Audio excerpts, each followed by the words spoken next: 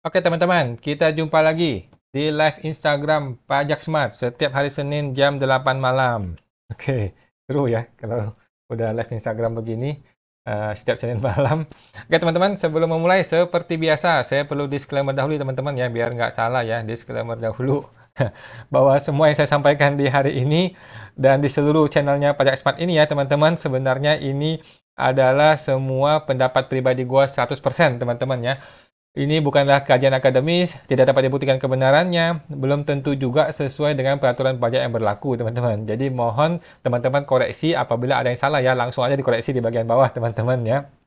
Dan walaupun gua seorang konsultan pajak yang resmi ya, teman-teman, tetapi isi video ini bukanlah saran profesional konsultan pajak buat Anda semua ya. Nah, Anda semua teman-teman tidak bisa dan tidak boleh ya menjadikan video ini sebagai satu-satunya pedoman Anda untuk melaksanakan kewajiban perpajakan lu, gitu ya. Nah, karena kan kita semua punya masalah pajak yang berbeda-beda gitu teman-teman. Nah, mohon teman-teman konsultasikan dengan konsultan pajak Anda masing-masing atau ke penyuluh di KPP apabila ada pertanyaan yang lebih spesifik lagi tentang perpajakan Anda gitu teman-teman. Nah, awan akan tersedia secara gratis ya teman-teman seperti biasa di live Instagram Pajak Smart setiap hari Senin jam 8 malam. Dan di bulan Februari Maret teman-teman, bulan Maret ya, udah mau masuk Maret nih. Di bulan Maret kita masih lanjut teman-teman program terbaik dan terdahsyat tahun ini guys ya, yaitu program STP atau siapatakutpajak.com.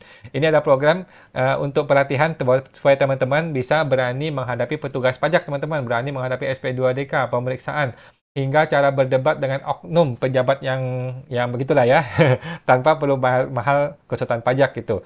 Daripada Anda bayar mahal konsultan pajak, mending Anda berusaha untuk menghadapi sendiri gitu teman-teman. Nah, itu lebih baik daripada Anda ketakutan kemudian bayar konsultan pajak mahal gitu ya. Lebih baik hadapi sendiri melalui program STP ini. Jadi kalau Anda masih ada ketakutan ketemu petugas pajak, maka program STP ini adalah solusi tepat buat Anda semua teman-teman. Nah, silakan teman-teman masuk ke website www.siapatakutpajak.com untuk bergabung di sana guys. Kita akan berjumpa di komunitas yang sangat eksklusif PSTP di grup Telegram bersama saya langsung. Kita bisa diskusi setiap hari dan kita ada live coaching ya teman-teman. Ada live coaching ketemu langsung via Google Meet jam 8 malam setiap hari Jumat malam. Nah itu paling seru teman-teman. Hari yang paling seru dalam minggu-minggu saya itu adalah selalu hari Jumat malam ya. Kita sampai jam tengah malam untuk ngobrol-ngobrol seputar perpajakan gitu. Dan saya senang sekali ketika orang bisa terbantu masalah pajaknya, yang tadi nggak ngerti, kemudian jadi ngerti, itu senang sekali. Oke, itu guys, segera bergabung di www.siapatakutpajak.com. Jangan sampai ketinggalan ikut komunitas yang sangat eksklusif ini. Oke. Oke, teman-teman, silakan ditanyakan di kolom komentar apabila ada yang mau bertanya ya, teman-teman. Silakan sampaikan di kolom komentar apabila ada yang mau bertanya. Mudah-mudahan saya bisa membantu menjawab ya. Oke, yang pertama, Ibu NNE Bol. Selamat malam, salam sehat selalu kok. Selamat malam Bu, sehat selalu Bu Bol atau Bapak Bol. Kemudian Ibu Licing 25. Malam kok, malam Ibu Licing. Kalau membuat bupot PPh 23 berdasarkan tanggal pembayaran atau tanggal faktur pajak. Kalau saya Bu, cenderungnya adalah pakai tanggal bayar. Jadi bikin bukti potong PPh 23 itu berdasarkan tanggal bayar. Kalau saya sih ya, bukan berdasarkan faktur pajak ataupun invoice. Karena nanti kan belum tentu dipotong kan? Karena kan belum tentu dipotong. Jadi pemotongan itu dilakukan pada saat bayar. Pada saat bayarlah kita baru tahu ada pemotongan, baru kita bikin pemotongan. Kalau saya sih gitu, ngikutin cash basis, bukan ngikutin accrual. Khusus untuk PPh 23 ya. Kalau saya sih gitu. Oke. Gitu. Semoga teman-teman Bu Licing. Lanjut. Ibu Liana TJ. Malam kawan. Malam Bu Liana. Mau tanya, kalau setiap kali renovasi rumah, biayanya apa bisa ditambahkan ke nilai rumah di daftar harta? Ya, menurut saya bisa Bu Lena, menurut saya bisa. Tolong ditambahkan di bagian tanah dan bangunan, di bagian rumahnya, boleh ditambahkan saja. Mungkin lebih baik Ibu kasih keterangan. Kasih keterangan, harga beli awalnya sekian, harga renovasinya sekian, supaya nanti nggak bingung antara AJB dengan nilai yang dilaporkan, gitu. Dan ingat Bu ya, kalau membangun rumah atau renovasi rumah, yang menyebabkan lebih dari 200 meter persegi ada penambahan, maka kemungkinan perlu bayar yang namanya KMS, kegiatan membangun sendiri ya, PPN KMS itu mungkin perlu bayar. Itu Bu ya, kalau membangun rumah lebih dari 200 meter persegi pembangunannya. Gitu Bu, semoga terbantu Bu Liana. Ibu Anas Official. Malam kawan, malam Bu Anas. CV saya baru berdiri 2022. Di tahun 2022, CV saya hanya membukukan pembelian saja, tidak ada penjualan. Hitung 0,5%-nya bagaimana itu ya? Jawabannya nggak usah bayar, Bu. Penjualan barang tersebut baru laku 2023. Oke, maka apa, Bu? Terpotong, Bu. Oke, jadi Bu Anas nggak usah khawatir ya. Kalau tidak ada penjualan, maka tidak usah bayar pajak. Ya, tidak usah bayar 0,5%. Di pembukuan Ibu hanya ada pembelian saja. Pembelian itu hanya akan berubah menjadi stok barang saja. Tidak akan muncul sebagai untung atau rugi, tidak ada. Karena kan hanya jadi stok barang gitu kan Bu ya. Jadi nggak usah khawatir, hanya akan jadi stok barang, tidak ada penjualan, maka nggak usah bayar pajak. Mulai 2023, barulah mulai bayar pajak ketika ada penjualan. Gitu Bu Anas. Itu Bu. Sama teman tuh Bu Anas. Lanjut. Bapak Randi TJ. Malam. Malam Pak Randi. Kalau ada orang pribadi baru lapor SPT. Dia pakai PP 55 tahun 2022. Itu dia bisa pakai 7 tahun aja kan kok? Jawaban iya Pak, 7 tahun ya. Setelah itu kalau omset nggak sampai 4,8 M, pakai NPPN aja seterusnya nggak apa-apa kan? Nggak apa-apa Pak Randi, betul. Jadi dia bisa 7 tahun, setelah 7 tahun dia menggunakan NPPN atau perhitungan norma. Gitu. Seperti itu seterusnya. Itu betul Pak, begitu. Dan mengenai 7 tahunnya itu bukan dari pertama kali dia bayar PP 55 Pak ya, tetapi dari NPWP terbit. Gitu Pak ya. Jadi buat teman-teman orang pribadi, masa 7 tahun UMKM itu bukan dihitung sejak dia mulai jadi UMKM, bukan. Dihitung sejak dia mulai punya NPWP. Gitu Pak. Dihitung sejak pertama punya NPWP atau 2018, mana yang lebih belakangan? Mana yang lebih awal? Pokoknya 2018 deh, gitu. Nah gitu Pak Randy. Kalau MPP baru betul 7 tahun ya. Kalau MPP baru bikin tahun ini, maka 7 tahun ke depan itu betul. Gitu Pak Randy. Semoga terbantu Pak Randy. Lanjut. Bapak Purnawaniswan. Malam kawan, malam Pak Purna.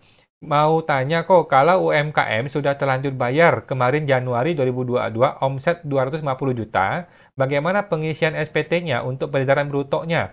Maksud Bapak kan, Bapak sudah bayar 250 juta kalikan 0,5%, gitu Pak ya. Jadi kalau Bapak sudah terlanjur bayar 250 kalikan 0,5%, kalau saya Pak ya, kalau saya yang paling mudah adalah Januari ditambahkan 500, gitu.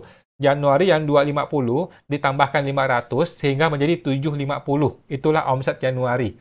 Jadi Bapak nggak usah pindah buku, langsung diakui di Januari, beres. Oke? Kalau Bapak mau sedikit repot, maka Bapak boleh pemindah bukuan. Bapak boleh mengajukan pindah buku yang Januari 2022, Bapak mungkin pindahkan ke mungkin masa Desember 2023 deh, atau mungkin masa Mei atau Juni 2023 gitu. Yang Februari 2022 Bapak pindahkan ke mungkin masa Juli 2023. 23 ya, bukan 2022 ya, 2023 gitu. Supaya Januari Februari bisa dibikin 0. Gitu. Tapi agak repot ya pindah buku. Kalau saya sih gampang lah, Januari langsung ditambahkan 500 juta selesai. Gitu Pak. Gitu Pak, solusi dari saya. Semoga bantu Pak Purnawaniswan. Lanjut Bapak Hans Buwana. Malam kawan, malam Pak Hans. Kalau ada terima dividen 100 juta di 2022, supaya 0% pajaknya, investasi Februari di 2023 di tabungan. Oke, itu di harta SPT 2022-nya bagaimana ya? Kalau di laporan investasi kan bisa langsung diisi tabungan Februari 2023. Oke, pertanyaannya adalah, dividen itu Pak pada saat Desember ada di mana uangnya? Gitu Pak Hans. Uang dividen itu pada saat Desember ada di mana uangnya? Kalau dia ada di tabungan, maka itulah dia investasinya. Gitu Pak. Kalau dia ada di rumah, maka ini jadi agak dispute, agak resiko supaya ini malah jadi bukan investasi gitu Pak ya. Nah, jadi coba cek dulu Pak, yang 100 juta itu pada saat 31 Desember ada di mana uangnya. Kalau dia ada di rekening, maka itu sudah termasuk sebagai investasi. Gitu Pak. Gitu Pak. Nah, mau bantu Pak Hans Buwana. Bapak Jeff NF. Malam kawan, malam Pak Jeff. Mau tanya, NPPN buat orang pribadi itu apa kok ya? Sama pelaporan SPT boleh pakai e-filing di iklan apa kok? Gimana? Coba cek yang pertama ya. NPPN itu buat orang pribadi itu apa kok? Jadi gini, Pak Jeff, NPPN adalah perhitungan norma. Oke, artinya orang bisa menghitung penghasilannya menggunakan persentase norma.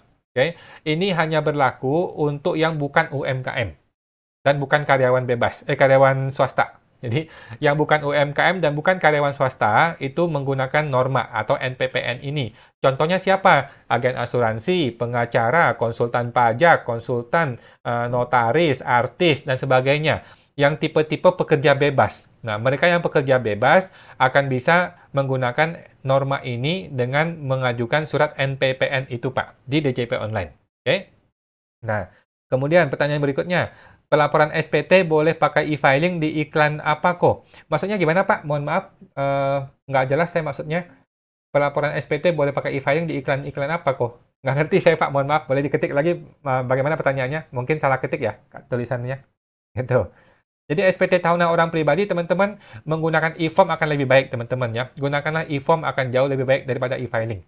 Karena kalau e-form ada riwayatnya, kita punya file e-formnya. Kalau e-filing itu kalau kita punya internet mati, udah dia hilang. Gitu deh. Nah, gitu Pak Jeff, semoga terbantu Pak Jeff. Lanjut. Ibu Suryatik 1015. Malam kawan, malam Bu Suryatik. Kau mau tanya, bila toko A titip jual produk baru di toko B. Setelah berjalan produk tersebut tidak laku dan mau diretur. Si toko A tidak mau menerbitkan nota retur pajak. Solusi gimana kok? Toko A titip jual produk di toko B. Setelah berjalan tidak laku dan mau diretur. Berarti kan si toko A sudah terbitin faktur pajak gitu ya kepada B ya. Kemudian B yang tidak mau bikin nota retur gitu, Pak ya. Oke. Masih kurang paham saya, Bu. Jadi nggak apa-apa, Bu. Nota retur boleh dibikin secara manual kok. Gitu. Nota retur bisa dibikin secara manual, tidak harus dibikin secara sistem sih. Bisa dibikin secara manual. Nah, cuman apakah mereka sama-sama PKP ya? Kalau mereka sama-sama PKP sih, mesti bikin nota retur sih. Gitu sih, Bu. Mesti bikin nota retur. Kalau emang nota retur nggak bisa bikin, ya udah deh, dibatalin aja fakturnya. Gitu. Dibikin faktur pajak pembatalan aja. Kalau dibatalkan mungkin lebih gampang. Gitu, Bu. Nah, teman-teman tuh, Bu, Suryatik. Lanjut. Bapak Chill Ever 777. Kok mau tanya, apabila terima hibah 1M berupa uang tunai, lalu dipakai beli rumah 600 juta, bagaimana catat di daftar aset? Lalu di kolom keterangan beli rumah perlu tulis hibah nggak kok? Oke, caranya gampang sekali. Di bagian harta Bapak, Bapak isi rumah 600 juta, kemudian isi lagi yang 400 juta itu apa bentuknya? Apakah tabungan, uang tunai, deposito, atau di rumah, atau apa? Gitu Pak ya. Jadi harta Bapak tetap akan nambah 1M berupa dua item. Item pertama adalah rumah 600 juta, item kedua adalah uang senilai 400 juta. Bisa berupa uang tunai atau tabungan dan sebagainya. Oke. Kalau Bapak mau tulis keterangannya hibah akan lebih bagus. Boleh Pak. Tulis keterangannya bahwa rumah ini 600 juta dibeli pakai uang hibah 1M itu. Oke. Kemudian di lampiran 3, Bapak perlu masukkan tuh yang namanya penghasilan yang tidak termasuk objek pajak yang namanya hibah. Oke Pak, Bapak perlu masukkan itu di lampiran 3 yang namanya hibah 1M. Oke. Kemudian ini karena ini uang tunai, harus ada surat hibah Pak. Dibikinlah sebuah surat hibah dari A kasih ke B pada tanggal sekian memberikan uang tunai senilai 1M gitu. Tidak perlu notaris tetapi perlu sebuah surat hibah ya. Kemudian pastikan juga hibah itu sudah dilapor di SPT orang tua gitu. SPT orang tua sudah lapor itu wajib. Kemudian dan ini adalah hibah dari orang tua kandung ya. Tidak boleh hibah dari saudara, paman, keponakan, tidak boleh. Hanya boleh dari orang tua kandung. Orang tua kandung saja gitu Pak. Atau mertua. Gitu Pak Cil. Nah, semoga bantu Pak Cil Ever. Lanjut. Bapak Yuswon. Malam kok. Malam Pak Yus. CV saya ada kerjasama dengan bendaharawan. Dan saya dapat SSP PPH 22. Apa itu bisa dikaitkan ya kok? Jawabannya bisa kok. Bisa dikaitkan ya. Tetapi yang benar adalah minta bukti potong PPH 22. Gitu. Jadi yang betul adalah minta bukti potong PPH 22 dari sebendaharawan. Tidak cuma bukti bayar ya, bukan cuma bukti bayar tetapi bukti potong. Dia perlu terbitkan bukti potong PPH 22, kita perlu minta dan bukti potong inilah yang kita lapor sebagai kredit pajaknya, Pak. Begitu. Kerja terus, Pak, kerja terus bukti potongnya. Jangan cuma bukti bayarnya. Gitu, Pak. Nah, saya mau bantu Pak Juswan. Bapak Randi TJ, kau tanya lagi. Bikin PT perorangan perlu bikin akte notaris dan setoran modal di awal nggak kok? Jawabannya tidak perlu notaris Pak ya, tidak perlu notaris dan perlu setor modal. Ya. Jadi PT Perorangan memang tidak ada notaris. PT Perorangan itu memang tidak ada akte. Ya. PT Perorangan itu punya ciri khas, dibikin oleh satu orang, tidak perlu akte notaris, tidak perlu notaris, tetapi modalnya harus disetor. Ya, modal yang Bapak sudah tuliskan di sistem AHU-nya harus disetor ya Pak di rekening PT. Nanti kan setelah PT jadi, kita bikin rekening kan. Setelah bikin rekening, modalnya masih disetor. Gitu Pak Randi. Nah, semoga terbantu Pak Randi. Lanjut, Bapak Sukarto Ang. Malam kok, malam Pak Sukarto. UMKM kalau Januari 2022 langsung ditambah 500 juta karena sudah terlanjur bayar full. Nah, karena 1 bulan di atas 400 juta, apa bisa tetap UMKM? Bisa Pak, kalau hanya 1 bulan itu doang yang lebih dari 400 juta, boleh, nggak ada masalah. Yang penting totalnya masih di bawah 4,8 M. Gitu Pak, itu masih bisa UMKM. Yang dilihat totalnya ya, bukan sebulannya yang dilihat. Gitu Pak. Nah, kalau totalnya itu selama setahun masih di bawah 4,8 M, masih oke. Gitu Pak Sukarto, semoga terbantu Pak Sukarto. Lanjut, Ibu Melani S90. Malam Pak Awan, malam Bu Melani. Bagaimana Bu? Bapak Randi TJ, Kak Awan. Faktur 080 tuh kenapa ya nggak bisa dikreditkan? Faktur 80 itu kalau nggak salah PPN yang dibebaskan Pak ya. Kalau dia dibebaskan berarti nggak bisa dikreditkan. Setahu saya seperti itu Pak ya. Coba cek lagi 080 itu yang mengenai apa. Kalau dia mengenai yang dibebaskan memang dia tidak bisa dikreditkan karena dia dibebaskan. Gitu sih Pak. Coba cek lagi Pak. Nah, semoga bantu Pak Randi. Bapak Anas, Ibu Anas, makasih kok. Makasih Bu, sama-sama Bu Anas. Ibu Marlin, selamat malam kawan. Malam Bu Marlin. Ya, silakan Bu. Bapak Nise 99 Malam kawan, malam Bu Nise. Untuk menghitung penghasilan luar negeri, apakah bunga deposito luar negeri dikurangi dahulu dengan bunga pinjaman luar negeri? Bunga deposito dikurangi dengan bunga pinjaman. Kurangi dengan bunga pinjaman. Setahu saya nggak bisa, Pak, Ibu. Ya, setahu saya nggak bisa karena orang pajak tidak peduli dengan beban kita. Orang pajak tidak peduli dengan beban, dia hanya peduli dengan penghasilannya. Oke, cuman kalau Ibu merasa berat, ya bolehlah Ibu kurangin aja. Ibu bikin netnya aja. Pokoknya penghasilan sekian, beban-beban sekian, termasuk bunga-bunga pinjamannya sekian. Ya udah netnya sekian. Inilah yang Ibu akui sebagai penghasilan. Cuman Ibu harus siap berdebat ya. Ibu harus siap berdebat bahwa suatu hari kalau dipermasalahkan, oh saya ngitungnya begini Pak, kan yang saya masukkan sebagai penghasilan adalah netnya saja Pak. Gitu. Ngomong ke AR-nya, gitu ya Bu. Nah, tetapi setahu saya yang diperhitungkan oleh AR adalah total penghasilannya. Dia tidak peduli dengan pengeluarannya. Gitu Bu. Nah, coba Ibu kalau siap berdebat ya udah nggak apa-apa. Silakan dihitung. Gitu Bu Nisa. Saya mau bantu Bu Nisa. Bapak Andri Widianto. Malam kawan, malam Pak Andri. Mau tanya kalau WPOP YouTuber. Nah, seperti saya nih YouTuber. Pendapatan ads-nya bolehkah memakai tarif UMKM? Jawabannya tidak ya. Dan jika PT yang pendapatannya berasal dari ads YouTube juga dengan omset di bawah 4,8 M, apa bisa menggunakan 0,5%? Bisa. Nah, kalau orang pribadi, YouTuber, tidak bisa pakai UMKM Pak 0,5%. Tetapi kalau PT, YouTuber itu bisa 0,5%. Nah, caranya gimana? Coba deh PT ini bikinlah yang namanya surat keterangan PP23 atau PP55. Kalau PT ini berhasil bikin surat keterangan PP5523, maka berarti dia bisa tuh dapatkan 0,5%. Gitu. Coba cek dulu Pak ya, PT-nya ada suket nggak? Oke. Kemudian coba KLU-nya coba cari Pak. KLU-nya tuh cari KLU yang mendekati dengan YouTuber ini. Mungkin media sosial atau media publikasi atau apa gitu. Nah, pastikan KLU-nya betul dan bisa menggunakan 0,5%. Nah, kalau orang pribadi sudah pasti tidak bisa. Kalau orang pribadi YouTuber itu sudah kategorinya ya pekerja bebas. Gitu Pak Andri. Nah, semoga bantu Pak Andri. Ibu Jenny Susantio, malam kok. NPPN itu pilihan. Jadi Bu Jenny, betul Bu. Jadi NPPN itu berlaku untuk orang yang bukan pengusaha UMKM dan bukan juga karyawan murni. Ya, NPPN adalah khusus untuk pekerja bebas. Ya, NPPN khusus untuk pekerja bebas. Seperti siapa? Seperti dokter, pengacara, artis, konsultan, notaris, agen asuransi, agen MLM, yang begitu-gitu Bu ya. Nah, itu adalah pekerja bebas. Dia menggunakan NPPN. Apakah dia bisa memilih? Jawabannya bisa. Mau pakai NPPN atau tidak mau pakai, itu boleh dipilih. Oke, bukan dipilih sih, dia mengajukan sebenarnya. Dia mengajukan NPPN supaya dia bisa menggunakan tarif NPPN. Kalau dia tidak mengajukan NPPN, maka dia tidak bisa menggunakan tarif NPPN, alias bayar pajak lebih mahal. Gitu, Bu. Jadi justru NPPN itu akan lebih membantu karena dia menggunakan norma perhitungan, menggunakan persentase penghasilan. Gitu, Bu Jenny. Nah, saya mau bantu, Bu Jenny. Lanjut.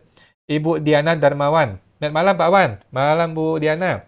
Wajib pajak tinggal lebih dari 183 hari di luar negeri. Penghasilan sudah dipotong pajak di luar negeri. Bagaimana pelaporan pajaknya di SPT? Apakah kena pajak progresif di Indonesia atau tidak? Jadi gini, WP ini boleh mengajukan SPLN, Bu. Jadi wajib pajak ini boleh mengajukan SPLN. Setelah dia mengajukan SPLN dan diterima, maka dia sudah menjadi subjek pajak luar negeri. Artinya dia tidak lagi kena pajak di Indonesia. Oke, maka penghasilan dia, seluruh penghasilan dia di SPT dia sekarang ini adalah sebagai penghasilan yang tidak dikenai pajak. Gitu, Bu. Penghasilan dia adalah penghasilan yang tidak kena pajak. Itu kalau dia punya surat SPLN. Oke. Tetapi kalau dia tidak punya surat SPLN, nah ini yang sekarang bingung nih. Orang yang tinggal di luar negeri tetapi tidak punya surat SPLN, artinya bisa saja dia kena pajak progresif di Indonesia. Gitu, Bu. Ada kemungkinan seperti itu. Kalau wajib pajaknya bersedia sih, ya udah pakai progresif di Indonesia, nanti tinggal diperhitungkan PPh 24, PPh luar negeri, gitu. Cuman kalau saya masih agak berat ya, kalau mesti dibayar Indonesia lagi pajaknya, gitu. Nah, usahakan mengajukan SPLN segera, Bu. Gitu. Nah, coba bantu Bu Diana. Oke. Ibu atau Bapak NNE Bol. Malam kok, malam Pak Bol. Mau tanya, 1 bulan lalu mama mertua baru meninggal. Ternyata ada satu rumah dengan nama almarhum mama mertua tersebut. Oke. Nah, kita rencana mau balik nama atau waris kepada anaknya. Prosesnya harus apa dulu ya? Oke. Yang pertama adalah bikin surat waris, Pak. Yang pertama adalah bikin surat waris ke notaris. Nah, datang ke notaris, bilang mertua meninggal, kemudian bikinlah surat waris. Nanti notaris akan bilang siapa saja ahli warisnya. Nah, rumah itu perlu diwariskan kepada para ahli waris. Nah, kalau ahli warisnya ada 5 gitu ya, maka 5-5-nya akan mendapatkan bagian-bagian warisannya dia. Oke. Nah, kalau mau diwariskan hanya pada satu orang, maka yang 4 ini harus melepas hak warisnya untuk dipindahkan ke satu orang ini. Itu boleh. Nah, semua itu diurus di notaris. Oke. Jadi langkah pertama adalah ke notaris bikin surat waris. Yang kedua adalah boleh melakukan proses balik nama. Sudah boleh nih proses balik nama ke notaris juga. Di notaris bikin balik nama, nanti dia bisa mengajukan supaya tidak kena pajak yang 2,5% penjual. Tetapi tetap harus bayar pajak BPHTB. BPHTB 5% tetap harus dibayar. Gitu, Pak. Nah, yang ketiga, tahun depan dia boleh harta ini dilaporkan di SPT si ahli warisnya langsung. Gitu, Pak. Oke, tidak usah kena pajak lagi di si penerima waris. Oke, yang pertama ke notaris ngurus surat waris. Yang kedua adalah balik nama, diproses balik nama kepada ahli waris. Yang ketiga adalah di SPT tahunan si ahli waris tinggal dilaporkan sebagai harta warisan. Gitu, Pak. Nah, saya mau bantu Pak Bol. Ibu Melani S90. Pak Wan, ya Bu Melani. Mau tanya, kalau WPOP omset di bawah 500 juta, tetapi WPOP sudah membayar finalnya, itu bagaimana ya? Oke, gampang Bu Melani. Yang Januari 2022, omsetnya berapa? Ya kan? Ditambahin 500 juta. Gitu. Gitu, Bu. Sesimpel itu ya. Jadi, Januari kan mungkin dia punya omset anggaplah 30 juta gitu ya. Dia kalikan 0,5%, kan dia sudah bayar 15.000 contohnya ya. Dia sudah bayar 15.000 pajaknya. Nah, tetapi kan harusnya nggak usah bayar tuh harusnya. Nah, maka yang Januari, nanti di laporan tahunannya, di laporan SPT-nya, dia isi bulan Januari itu omsetnya itu 500 juta.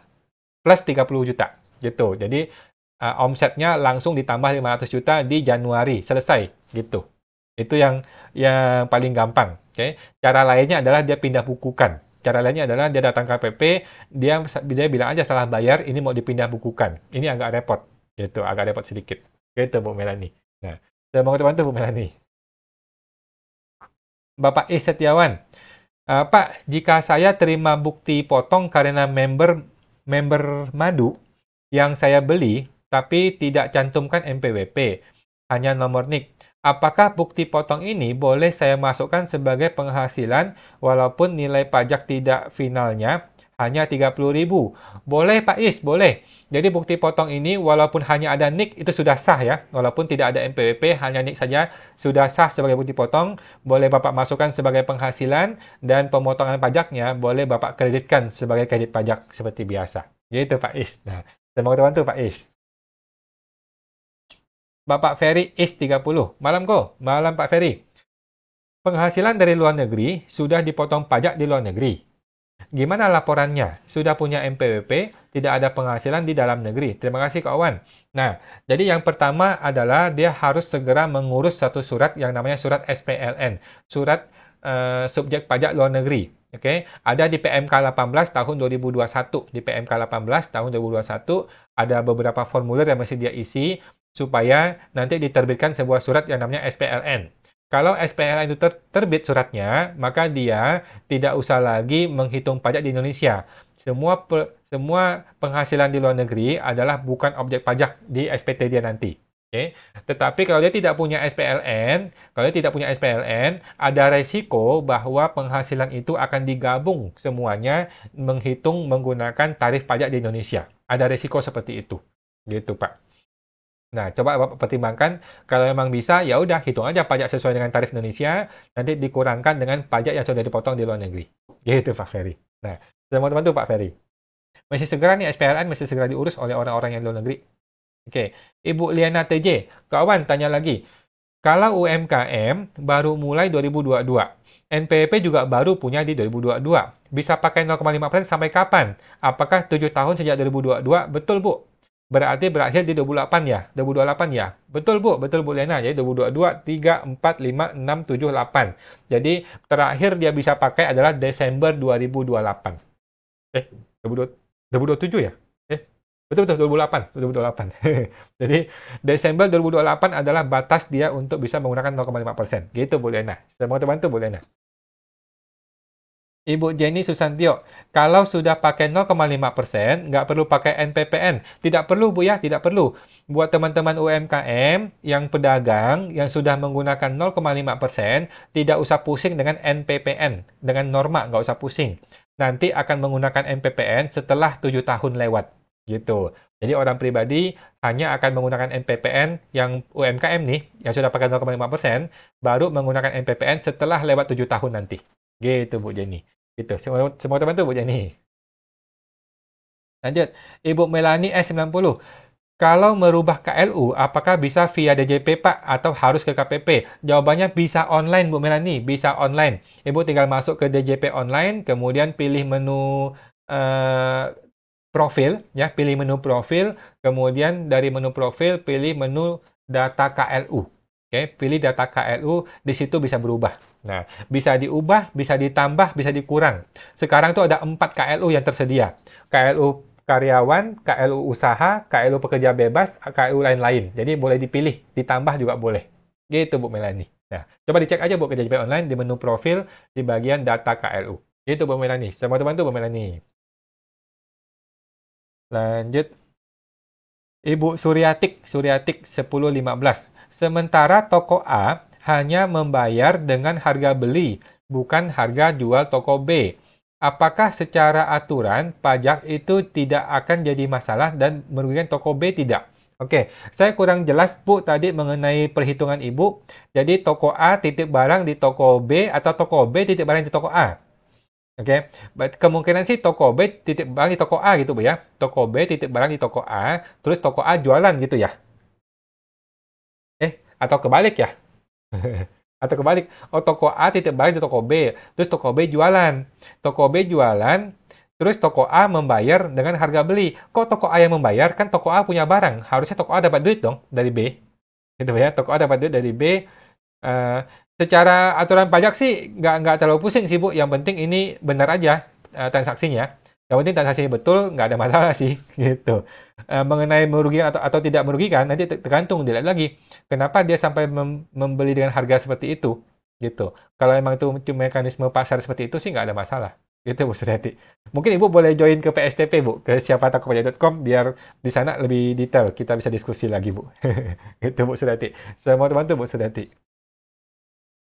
Ibu Indra Jantik Sedalik 50. Malam Pak Wan, malam Ibu Indra. Kalau ada asuransi link belum dilaporkan dalam harta, asuransi link belum dilaporkan dalam harta, tetapi sebenarnya pembayaran premi sudah dihitung dari omset yang sudah bayar pajak. Solusi bagaimana ya Pak? Oke, solusinya adalah laporkan sekarang di SPT 2022 ini Pak. Atau Ibu. Gitu Bu Indra Jantik. Jadi nggak usah pusing yang kemarin-kemarin, 2021 sudah lewat, biarkan saja. Yang 2022 sekarang ini, laporkanlah nilai asuransi unit link tersebut senilai nilai tunainya saja. Senilai investasinya saja Bapak laporkan. Ibu laporkan. Gitu, Bu. Cukup senilai nilai tunai investasinya saja per 31 Desember 2022. Gitu, Bu. Nah, teman-teman tuh Bu Indra Jantik. Bapak Setiawan, jika saya tidak laporkan bukti potong itu bermasalah tidak, Pak? Oke, masalah sih tidak sih, Pak. Cuman nanti bisa aja dipanggil, ya Bapak tinggal jelaskan aja. Nah, income saya hanya itu karena sudah tidak bekerja. Oke, nggak ada masalah sih, Pak. Bapak mau laporkan boleh, tidak laporkan juga nggak terlalu masalah, kan nilai terlalu kecil ya. Nilai sangat kecil sekali. Kalaupun nanti ketahuan sama pajak, dipanggil ya Bapak tinggal jelaskan, Pak, mohon maaf ini nilai terlalu kecil, saya nggak usah laporkan ya, Pak. Gitu. Kalau mau lapor ya tinggal pembetulan aja, nggak ada masalah sih Pak.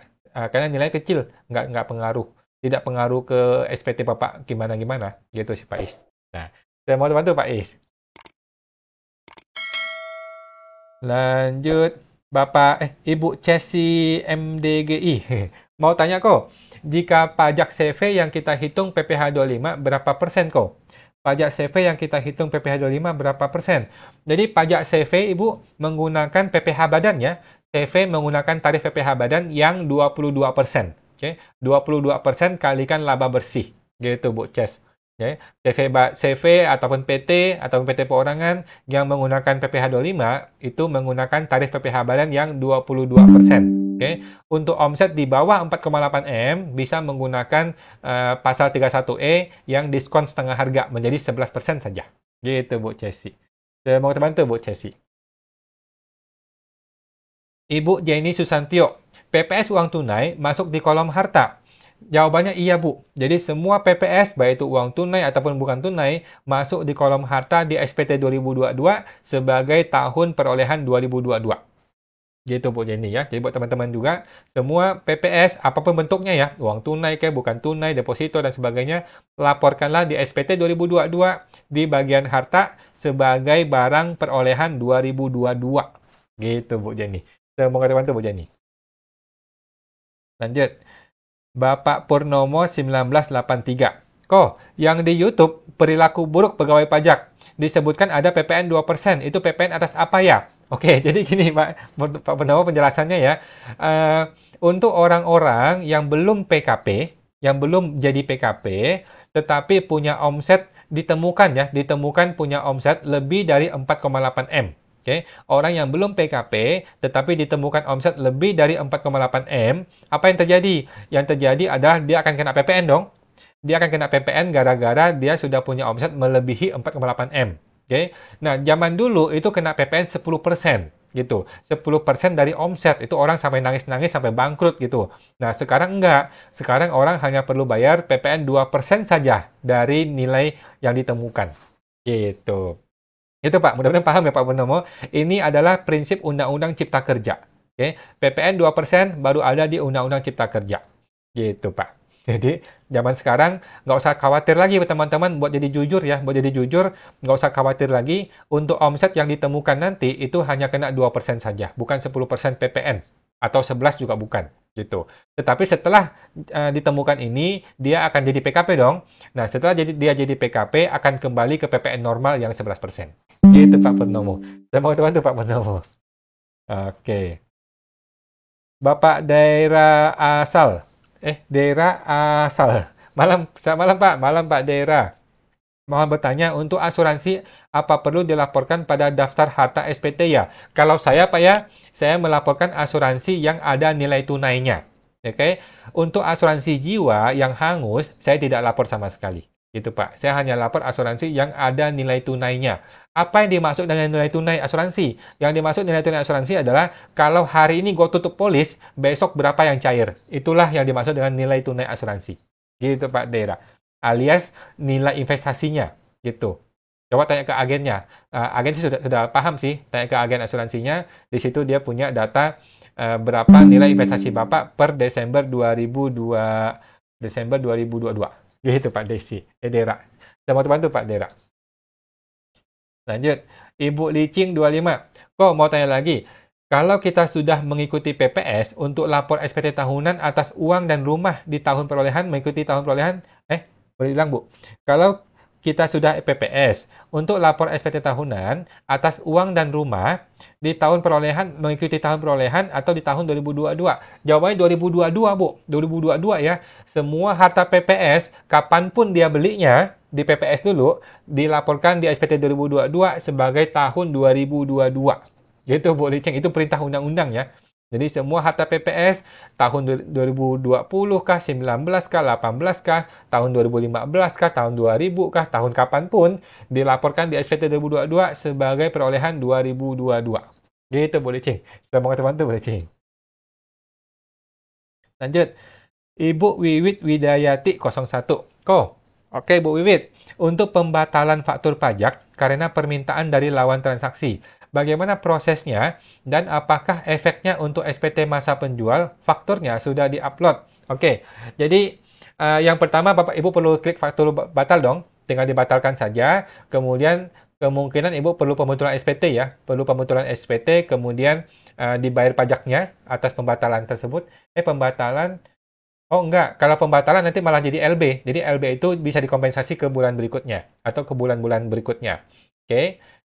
Kemudian perlu dibikin berita acara pembatalan, gitu Bu. Ya, dibatalkan saja, kemudian ada LB yang bisa dikompensasikan, kemudian bikin berita acara pembatalan pembatalan faktur pajak, gitu Bu. Gimana formulirnya coba cek di Google. Itu tidak ada formulir resmi sih, tidak ada formulir baku, bebas saja. Gitu Bu Wit.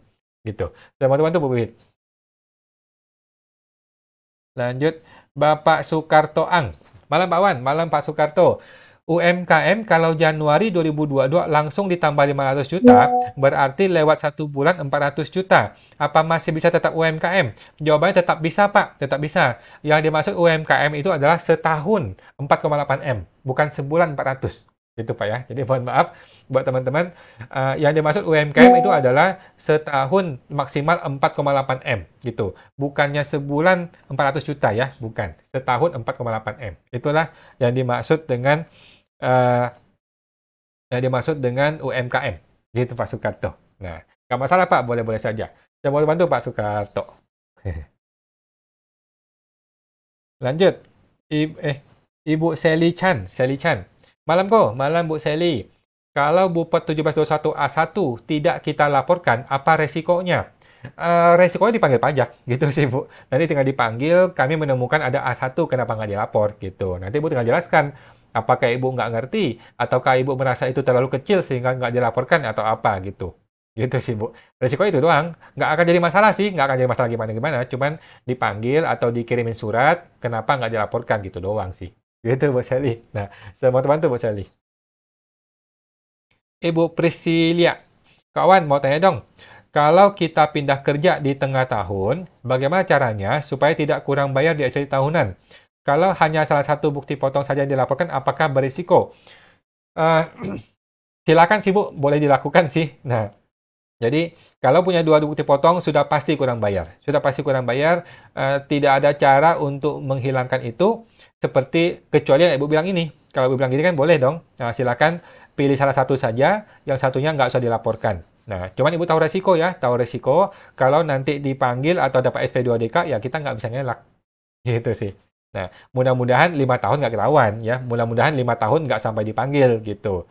Nah, tetapi Ibu tahu resiko ya. Nah, silakan dilakukan seperti itu kalau Ibu mau, cuman tahu resikonya. Gitu Bu Fris. Gitu. Semoga terbantu Bu Priscilia. Lanjut, Ibu Amanda Cewek. Malam Bu Amanda. Mau tanya, harta PPS tidak otomatis masuk ke dalam daftar di e-form 2022. Ya, iya, betul Bu, betul. Harta PPS tidak otomatis ya teman-teman, perlu diinput ulang satu persatu di SPT 2022. Berarti kita harus input lagi harta-harta yang sudah ikut PPS ke SPT 2022. Betul Bu, betul Bu. Jadi Bu Amanda betul ya. Harta PPS masuk ke SPT 2022 tidak otomatis, perlu diinput satu persatu. Gitu Bu. Nah, mohon maaf memang begitu Bu sistemnya ya. Nah, semua terbantu Bu Amanda. Oke, Bapak Randi TJ. Cara pelaporan aset kripto seperti Indodax ya, itu gimana ya kok Awan? Kalau dia ada jual beli mestinya sudah dipotongkan ya kok. Nah, yang pertama adalah Bapak mesti cek langsung ke si bursa kriptonya apakah dia sudah resmi dan dipotong PPh final. Gitu Pak. Coba cek ke bursa kriptonya apakah sudah resmi dan dipotong PPh final. Kalau dia sudah resmi dan dipotong PPh final, maka sudah clear, sama seperti saham. Gitu Pak. Sama seperti saham, beres, nggak ada masalah. Nah, tetapi kalau dia tidak resmi atau dia tidak ada bukti potong PPh final, maka atas kenaikan kriptonya itu adalah objek PPh progresif seperti biasa. Gitu. Jadi cuma ada dua kemungkinan, PPh final atau PPh progresif, tergantung dari bursa kriptonya, apakah dia sudah memotong PPh final atau tidak. Gitu Pak. Coba cek ke si bursa kriptonya. Gitu Pak. Nah, semoga terbantu Pak Randi. Bapak Sandi Setio. Malam kawan, malam Pak Sandi. Kalau orang pribadi bekerja sebagai karyawan dan ada kerja sambilan freelance, apa bisa pakai NPPN atau contoh lainnya dokter yang buka praktek dan kerja di rumah sakit swasta? Jawabannya bisa Pak, bisa banget ya. Seorang karyawan, kemudian dia punya freelance, mungkin dia ada jasa lain, kemudian dia ada mungkin buka klinik ya, atau dia mungkin agen asuransi dan sebagainya, bisa banget menggunakan NPPN. Silakan segera daftarkan NPPN sebelum 31 Maret. Gitu Pak. Sebelum 31 Maret ini, dia harus sudah mendaftarkan NPPN. Via online kok gampang sekali. Gitu Pak Sandi. Nah, saya mau bantu Pak Sandi. Ibu Indra Janti, Sadeli, 50. Kawan, tanya lagi. PPS tabungan, misalnya 100 juta. Saldo tabungan 2022 tidak ada 100 juta. Misalnya 80 juta. Dilaporkan dalam SPT gimana gitu Bu ya. Nah, jadi nggak usah khawatir Bu. Laporkannya dalam SPT, tadi gimana? Sorry, kepotong. Oke. Nah, jadi waktu PPS 100 juta kan? Waktu 2022 tinggal 80 juta. Maka yang dilapor di SPT adalah 80 juta. Gitu Bu ya. Jadi yang dilapor di SPT adalah kondisi sebenarnya pada saat 31 Desember 2022. Bukannya PPS. Kita udah nggak usah lihat PPS dulu. Kita udah nggak usah lihat dulu PPS berapa nilainya. Udah nggak usah dilihat. Yang kita lihat adalah per kondisi sebenarnya 31 Desember 2022. Gitu Bu Indra, sesimpel itu. Semoga terbantu Bu Indra Janti. Lanjut. Ibu Siandayani 59. Pak Awan tanya, kalau omset belum di atas 500 juta di 2023 ini, perlu lapor atau tidak? Nah, jawabannya perlu dilapor tetapi nggak usah bayar Bu Sian. Jadi untuk orang-orang yang punya omset masih di bawah 500 juta, cukup dilapor di SPT tahunan tetapi tidak usah bayar. Nggak usah bayar pajak bulanan. Tidak usah juga lapor bulanan, tidak perlu. Hanya lapor di SPT tahunan saja nanti, tahun depan. Gitu, Bu Sian. Nah, semua bantu, Bu Sian. Lanjut. Bapak Randi TJ. Kawan, kalau kita diperiksa pajak dan dia menemukan ada bukti potong PPh 23 yang kita bebanin, agar pajak kita tidak LB, jelasinnya gimana ya kok supaya bisa diterima fiskus penjelasannya? Kamsya kok. Oke, penjelasan pertama adalah karena saya tidak mau LB. Gitu aja Pak. Jujur, sesimpel itu, gampang. Ya. Jadi teman-teman kita tidak perlu berusaha untuk menciptakan berbagai skenario atau menciptakan berbagai jawaban berharap diterima oleh AR. Tidak perlu. Kita jawab jujur apa adanya. Gitu ya teman-teman ya. Saya tidak mengkreditkan PPh 23 atau 25 karena saya tidak mau LB. Karena saya tidak mau diperiksa pajak. Sesimpel itu jawabannya. Gitu. Jadi nggak usah khawatir. Jawablah jujur Pak Randy. Gitu Pak. Kalau saya sih gitu ya. Nggak ada masalah kok. Sejauh ini nggak terlalu masalah juga. Ngomong ke AR gitu. Jawab apa adanya aja. Itu Pak Randi. Nah, semua bantu Pak Randi. Lanjut. Ibu Siandayani. Kalau surat wasiat, apakah boleh dikasihkan keponakan? Boleh, Bu. Kalau warisan, itu boleh ke siapapun.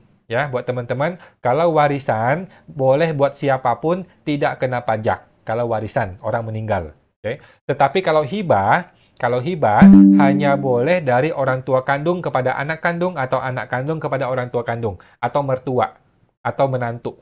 Gitu, Pak. Ibu ya. Nah, orang tua ke anak, orang tua ke menantu, atau menantu ke mertua, atau anak kepada orang tua. Itu kalau hibah, gitu ya. Tetapi kalau wasiat atau warisan, itu ke siapa saja boleh, gitu Bu. Nah, itu Bu, semua teman-teman Bu Siandayani.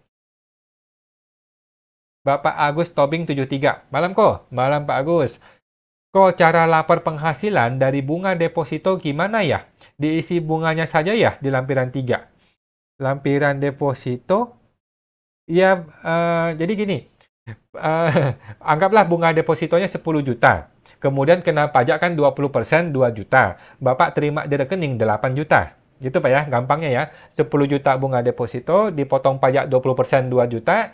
Bapak terima di rekening itu 8 juta. 8 juta, oke. Maka yang Bapak laporkan di lampiran 3 bagian PPh final nomor 1, kalau nggak salah nomor 1 ya, isilah senilai 10 juta di bagian bruto dan 2 juta di bagian pajak. Gitu Pak Agus Tobing. Segampang itu kok. Laporkan 10 juta di bagian DPP dan 2 juta di bagian pajak. Nah, yang selisihnya 8 juta adalah yang masuk ke rekening. Gitu Pak Agus. Semua teman-teman Pak Agus. Oke. Oke. Bapak Purnawanisman. Malam kawan, malam Pak Purna. Mau tanya kok, kalau UMKM 0,5%, berlaku berapa tahun kok? Berlaku 7 tahun untuk orang pribadi Pak ya. Sedangkan 2016 kemarin MPP saya terbit. Apa saya masih bisa menggunakan 0,5% di tahun 2023 atau tidak? Jawabannya masih bisa, Pak Purna. Masih bisa sampai Desember 2024. Oke, jadi semua orang yang punya MPP sebelum 2018 atau tahun 2018 masih bisa menggunakan UMKM 0,5% sampai Desember 2024. Gitu Pak Purna, nggak usah khawatir, Bapak masih bisa pakai sampai Desember 2024. Gitu Pak Purna, semoga bantu Pak Purna. Bapak Soekarto Ang. Malam Pak Wan, malam Pak Soekarto. Bukti potong PP23, lapornya harus pakai nomor bukti potong, boleh pakai nomor NTPN nggak? Maksud Bapak PPh23 Pak ya? Maksud Bapak PPh23 mungkin ya? Nah, setahu saya mesti bukti potong Pak, perlu nomor bukti potong. Tetapi kalau Bapak nggak ada bukti potong, cuma ada bukti bayar saja, coba Bapak ngomong ke AR-nya, boleh nggak NTPN saya pakai? Kalau boleh berarti boleh. Kalau nggak ya mungkin perlu dikejar Pak bukti potongnya. Perlu diminta bukti potongnya. Itu kewajiban dari si penerbit bukti potong untuk kasih kita bukti potong. Gitu Pak Soekarto. Semua teman-teman Pak Soekarto. Lanjut. Bapak Alki 22. Berapa pajak untuk pembagian keuntungan perorangan dan perusahaan? Misal perorangan atau perusahaan melapor modal untuk usaha. Maksud Bapak bagaimana nih Pak? Ini jadi intinya gini, kalau orang pribadi terima dividen kan, pembagian keuntungan, orang pribadi terima dividen dari PT, maka kena 10%. Atau 0% jika diinvestasikan selama 3 tahun. Oke, itu orang pribadi terima dari PT ya. Kalau orang pribadi terima dari CV, maka itu namanya prefer. Prefer itu tidak kena pajak 0%. Gitu Pak, simpel itu sih ya. Kalau PT punya saham di PT lain, maka semua dividennya, berapapun nilainya, tidak usah diinvestasikan, sudah 0% pajaknya. Gitu Pak Alki. Mudah-mudahan nangkap Pak ya. Kalau enggak, mungkin lebih detail, boleh join ke PSTP Pak, ke siapatakupaja.com.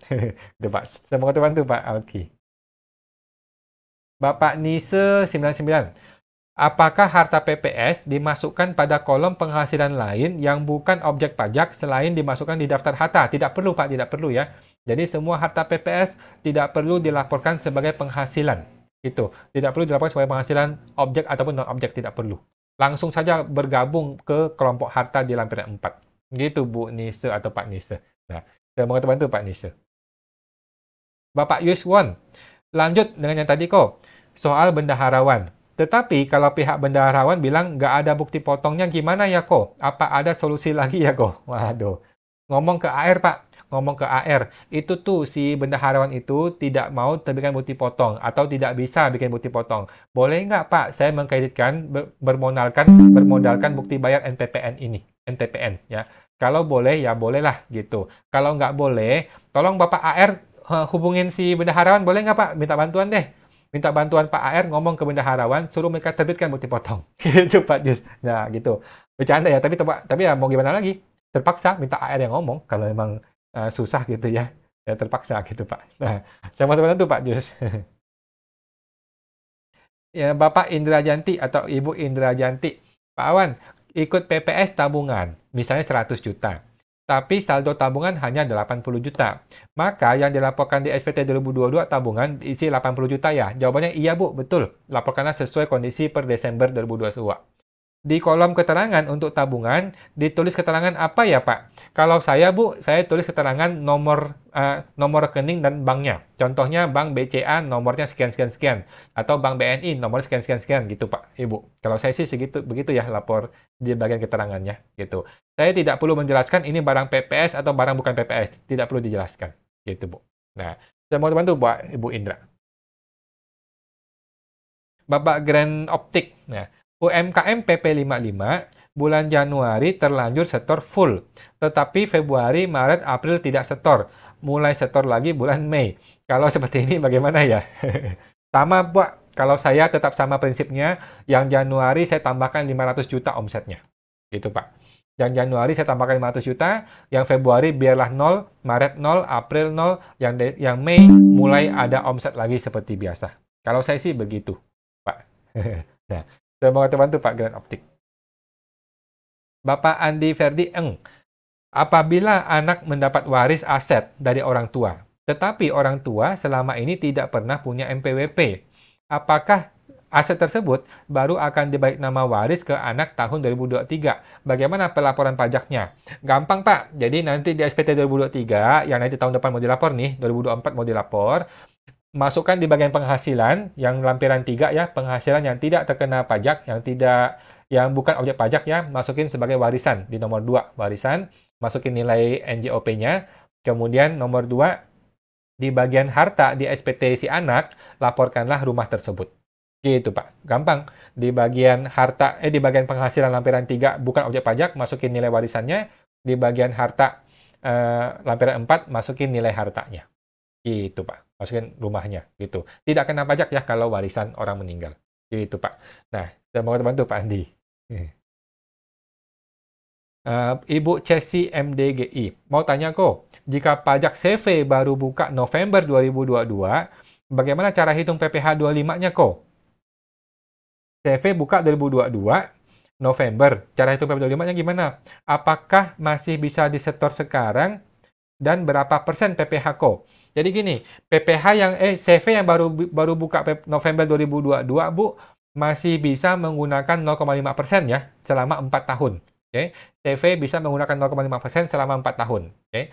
Kalau Ibu memilih menggunakan PPh 25, maka PPh 25 yang November Desember 2022 tidak usah dibayar ya.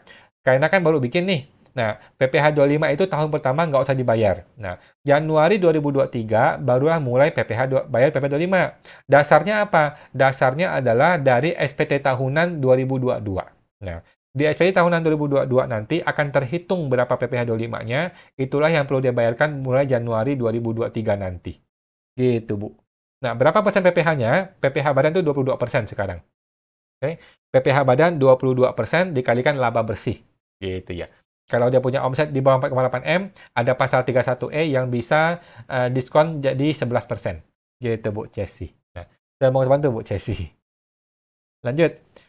Ibu Lucy Chen. Malam, kawan. Malam, Bu Lucy. Mau tanya, untuk SPT orang tua yang kasih hibah ke anaknya, tulis di bagian mana kok?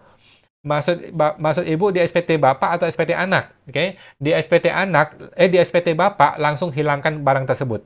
Oke, di SPT bapaknya langsung hilangkan barang tersebut.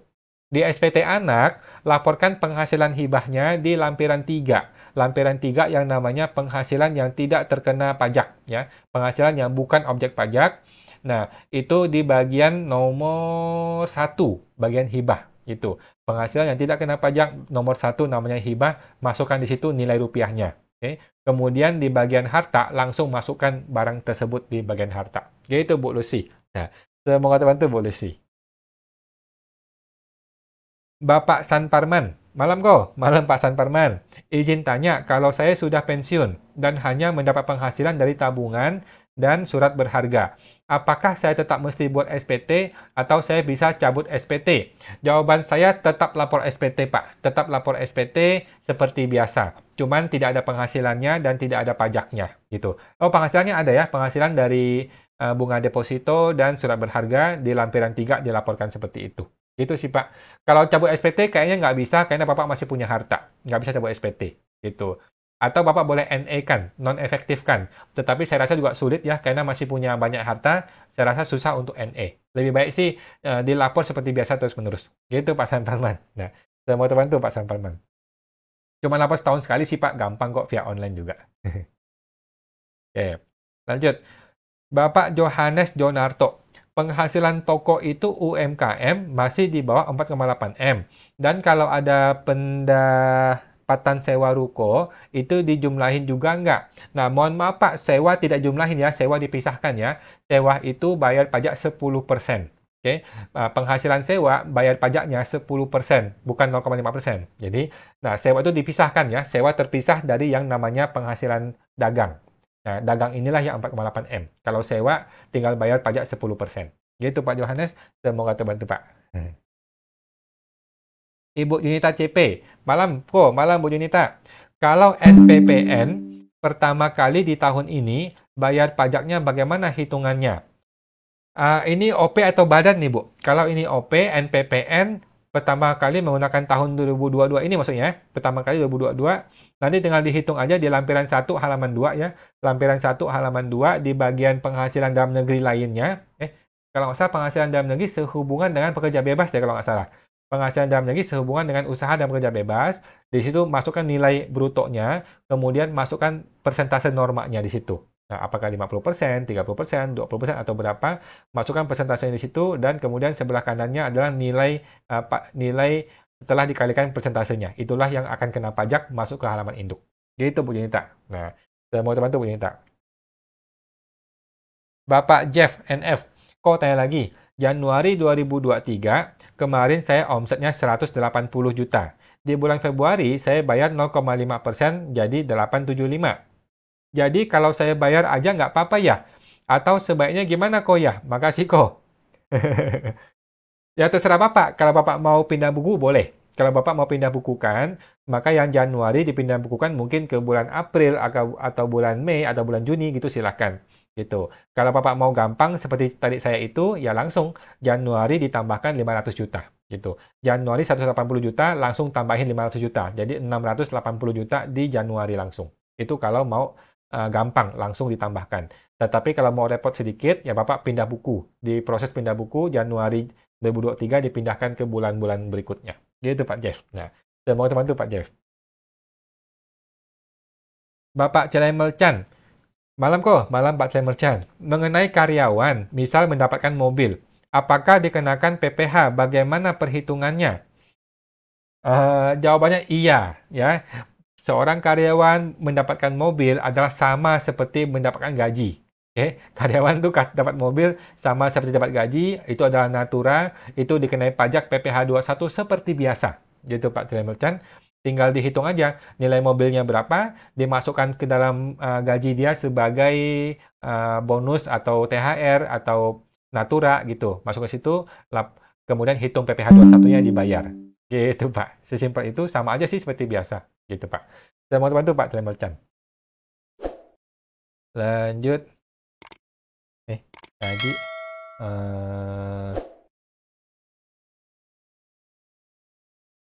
Pak Celemelcan. Pak Celemelcan udah. Kemudian Bapak San Parman. Malam Pak San Parman. Anak sekarang kerja pegawai kontrak di suatu perusahaan. Namun, dia suka mendapat kerjaan seperti desain bangunan. Untuk penghasilan ini, dia harus membayar pajak apa ya kok? Berarti kan pekerja bebas ya, freelance ya. Nah, itu kan berarti freelance. Dia boleh menggunakan norma NPPN. Dia boleh menggunakan norma, ajukan norma di DJP online, nanti dia bisa menggunakan mungkin sekitar 50% normanya. Jadi, dari penghasilan freelance ini, hanya 50% yang kena pajak, yang bayar pajaknya, gitu Pak.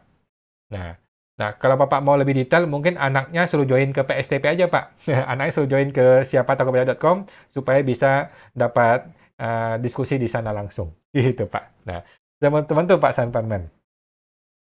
Lanjut, Bapak Randi TJ. Makasih banyak kawan. Makasih banyak Pak Randi. Sama-sama. Bapak Granari Yogurt. Kok, apabila anak saya kerja di luar negeri, dari mulai kerja dan belum pernah ke Indonesia, dan belum punya NPWP, apa yang harus dilakukan? Kalau saya sih nggak usah bikin NPWP.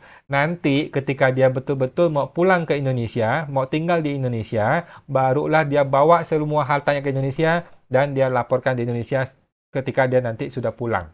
Gitu. Nanti kalau orang pajak panggil, kenapa tiba-tiba punya harta banyak di SPT-nya, dia tinggal bilang seluruh penghasilan ini berasal dari luar negeri, yang waktu itu saya belum punya NPWP, dan toh saya sudah lama di luar negeri. Gitu, Pak. Dan dia masih bisa buktikan ya, bahwa penghasilan itu sudah dipotong pajak di luar negeri. Dia mesti bisa buktikan. Kalau dia nggak bisa buktikan, nanti agak repot. Gitu Pak Granari. Nah, itu sih kalau saya sih nggak terlalu perlu bikin NPWP kalau emang dia masih di luar negeri. Nah, kan belum tentu pulang juga. Belum tentu dia pulang. Nah, kalau dia nanti pulang, sudah settle, betul-betul bawa semua hartanya pulang Indonesia, barulah dilapor di sini. Gitu Pak Granari. Saya mau bantu Pak Granari. Bapak Pendi, Pak, kalau PT dapat komisi dari luar negeri, bayar pajak tidak? Dapat komisi dari luar negeri? Jawabannya iya. Ya, bayar pajak ya. Bayar pajak seperti biasa, Pak. 22%. Seperti biasa ya. Seperti biasa, Pak. Pendek itu penghasilan biasa-biasa saja. Bayar pajak 22%. Gitu. Kalau dia itu buka invoice, maka dia tetap buka PPN ya. Kalau dia PKP. Kalau PT ini PKP. Tetap buka faktur pajak. Gitu, Pak Pendi. Dan mau bantu Pak Pendi. Bapak Granari, anak saya sudah dipotong pajak di luar negeri. Ya udah, berarti bukti potong pajak di luar negeri itu disimpan aja, Pak. Jadi bukti potong di luar negeri disimpan aja. Nanti ketika dia pulang ke Indonesia, kan dia bawa semua uangnya kan, hartanya. Dia juga perlu buktikan bahwa uang itu sudah dipotong pajak di luar negeri. Itu doang sih, Pak Granari. Saya mau teman tuh, Pak Granari. Ibu Okta Feriandi. Malam kok, malam Bu Okta. Untuk WP apa nih? Prindi apakah masih bisa menggunakan 0,5%? Apa itu WP Prindi, Pak? Mohon maaf, atau Ibu Okta? Mohon maaf, WP Prindi itu apa? Mungkin salah ketik. Mohon maaf, itu mengenai apa? WP Prindi. Boleh diketik lagi, Bu Okta. Mohon maaf, Pak. Boleh lagi. Ibu Diana 127. Malam kok, malam Bu Diana. Saya mau pembetulan SPT. Sekalian mau memasukkan bunga bank yang sudah dipotong pajak ke SPT. Cuma 500.000 aja. Apakah perlu dan bagaimana caranya? Kalau saya sih nggak perlu, Bu Diana, repotin diri sendiri. Cuma 500.000 nggak usah lah. Nggak usah. Nggak pengaruh apa-apa ke SPT Ibu. Tidak ada nambah bayar pajak juga. Jadi nggak terlalu perlu. Kalau saya sih bilang gitu.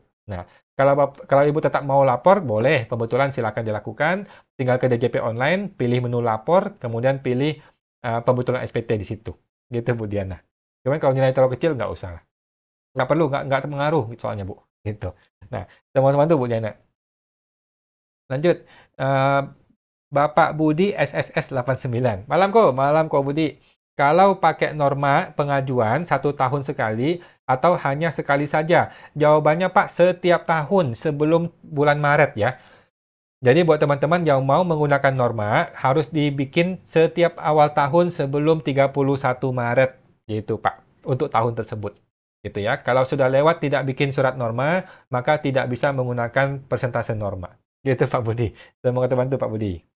Ini memang apa namanya? Birokrasi yang sangat-sangat tidak perlu ya, sangat-sangat apa istilahnya ya? Birokrasi yang sampah banget gitu. Tapi ya terpaksa. Memang begitulah negara kita ini legal formalnya sangat diperlukan gitu. Nah, semoga terbantu Pak Budi. Bapak De Kruger 22, Pak Wan. Untuk tabungan falas menggunakan kurs tahun pajak yang dilapor, ini aturannya di mana, Pak? Untuk tabungan falas menggunakan kurs tahun pajak yang dilapor. Sebenarnya sih nggak ada aturan-aturan gimana sih, Pak. Ada orang berpendapat falas itu dia tetap laporkan senilai perolehan dulu. Dan ini saya nggak menolak. Saya nggak menolak. Oh, silakan aja boleh seperti itu. Dan AR juga bisa nggak ada masalah sebenarnya. Nah, cuman kalau dia mau update tahunnya, maka otomatis dia perlu update nilai falasnya sesuai dengan tahun yang sesuai dengan kurs yang terbaru. Gitu. Tetapi ada orang yang tidak mau update tahun pajaknya, dia tetap isi tahun yang dulu, tahun perolehan, dan kursnya tetap pakai kurs tahun perolehan. Nggak ada masalah. Kalau saya tidak menolak, silakan saja. Gitu. Cuman kadang-kadang gini, falas itu kan kadang-kadang tabungan kan naik turun kan. Kita tarik, kita setor lagi, kita tarik, setor lagi. Kita udah nggak tahu berapa nilai perolehannya di tahun berapa. Gitu. Jadi paling gampang gunakan market value di tahun Desember kemarin. Itu paling gampang. Gitu. Tetapi kalau untuk menghindari adanya potensi pajak, potensi capital gain gitu kan, sehingga dia langsung laporkan senilai yang dulu, yang perolehan, silakan saja, nggak ada masalah. Gitu Pak De Kruger, boleh-boleh aja.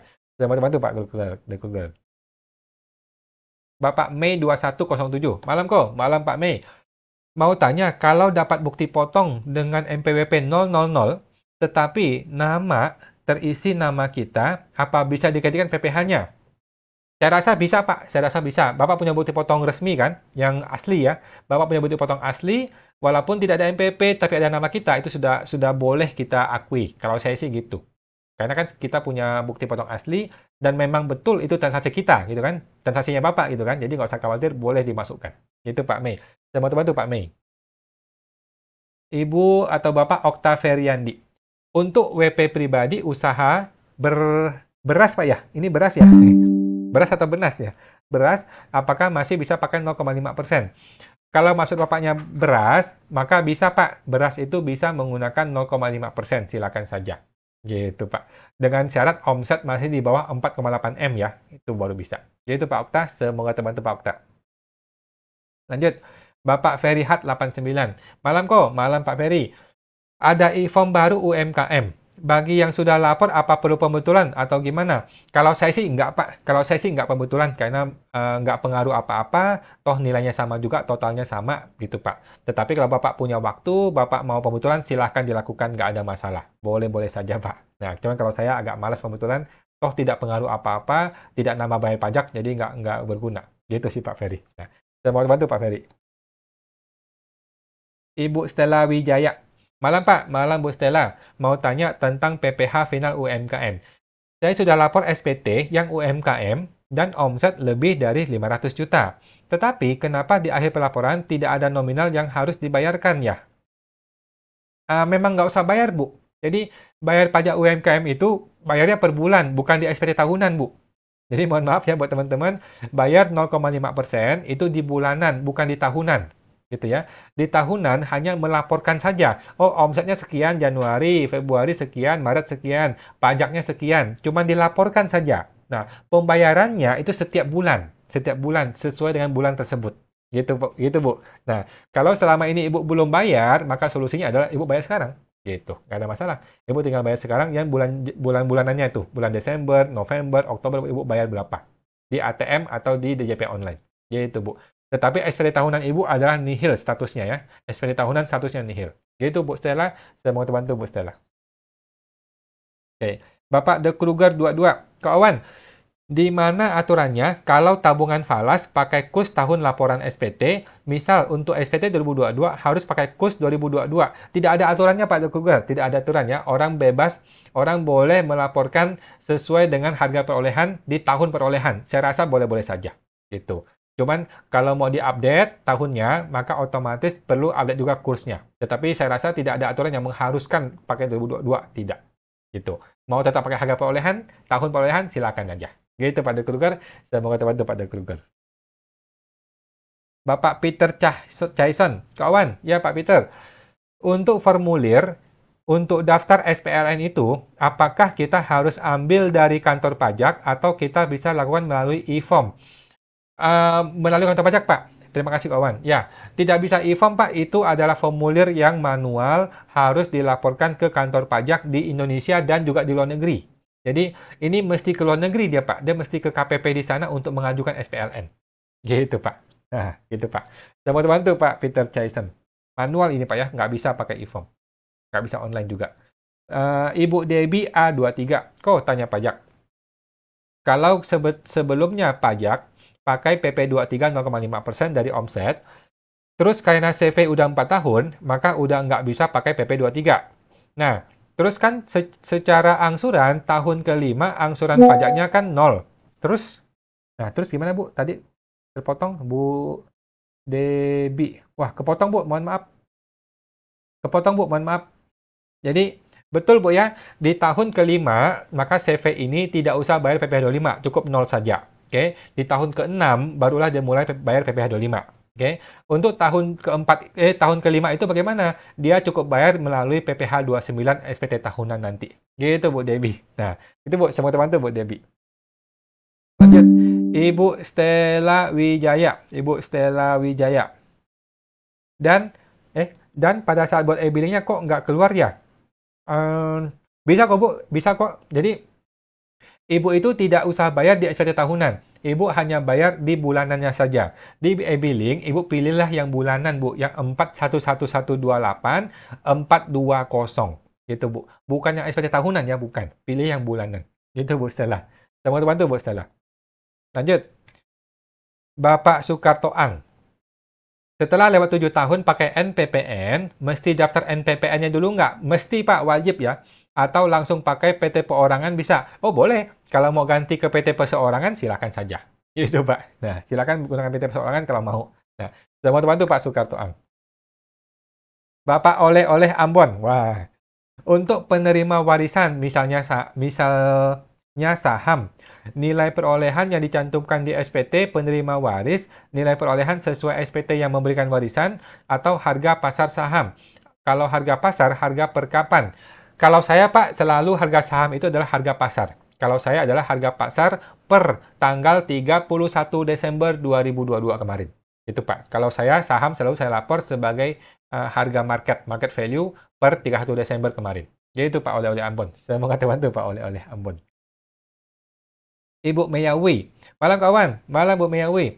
Tanya ya, misal CV MPWP 2022, jenis usahanya asuransi. CV-nya asuransi. Apa bisa pakai pajak 0,5%, tetapi ada bupot PPh pasal 23, kan tidak bisa kredit pajak, misalnya kena 0,5% final. Menurut kawan bagaimana ya untuk pajak CV ini? Oke, kalau asuransi sudah ada undang-undang khususnya Bu. Setahu saya asuransi itu ada undang-undang khusus dan bukan 0,5%. Setahu saya Bu ya, setahu saya ya, CV asuransi itu yang namanya perusahaan asuransi itu ada undang-undang khusus, bahkan PSAK-nya ada yang khusus, dia tidak menggunakan 0,5%. Setahu saya sih tidak, dia menggunakan PPh umum, PPh biasa. Setahu saya sih begitu ya Bu Meya. Coba cek lagi Bu ke AR-nya, coba cek lagi biar nggak salah ya. Itu Bu Meya. Nah, teman-teman Bu Meya Bu. Ibu Cesi MDGI mau tanya kok, jika pajak CV baru buka November 2022, bagaimana cara hitung PPh 25-nya? Oke, apa masih bisa disetor sekarang dan berapa persen PPh-nya kok? Oh, tadi sudah ya, Bu. Tadi sudah ya. Jadi PPh 25 menunggu lapor SPT tahunan. Setelah lapor SPT tahunan, barulah keluar angka PPh 25-nya. Itulah yang dibayar mulai Januari 2023-nya. Gitu, Bu Cesi. Semua teman-teman Bu Cesi. Ibu Melani S90. Pak Wan, ya Bu Melani.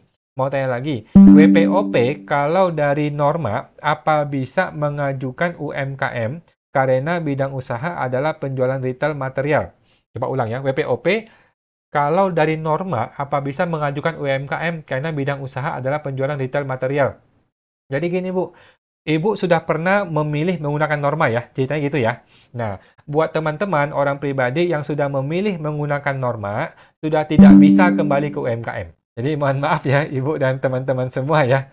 Nah, yang sudah memilih menggunakan norma atau tarif umum tidak bisa kembali ke UMKM gitu.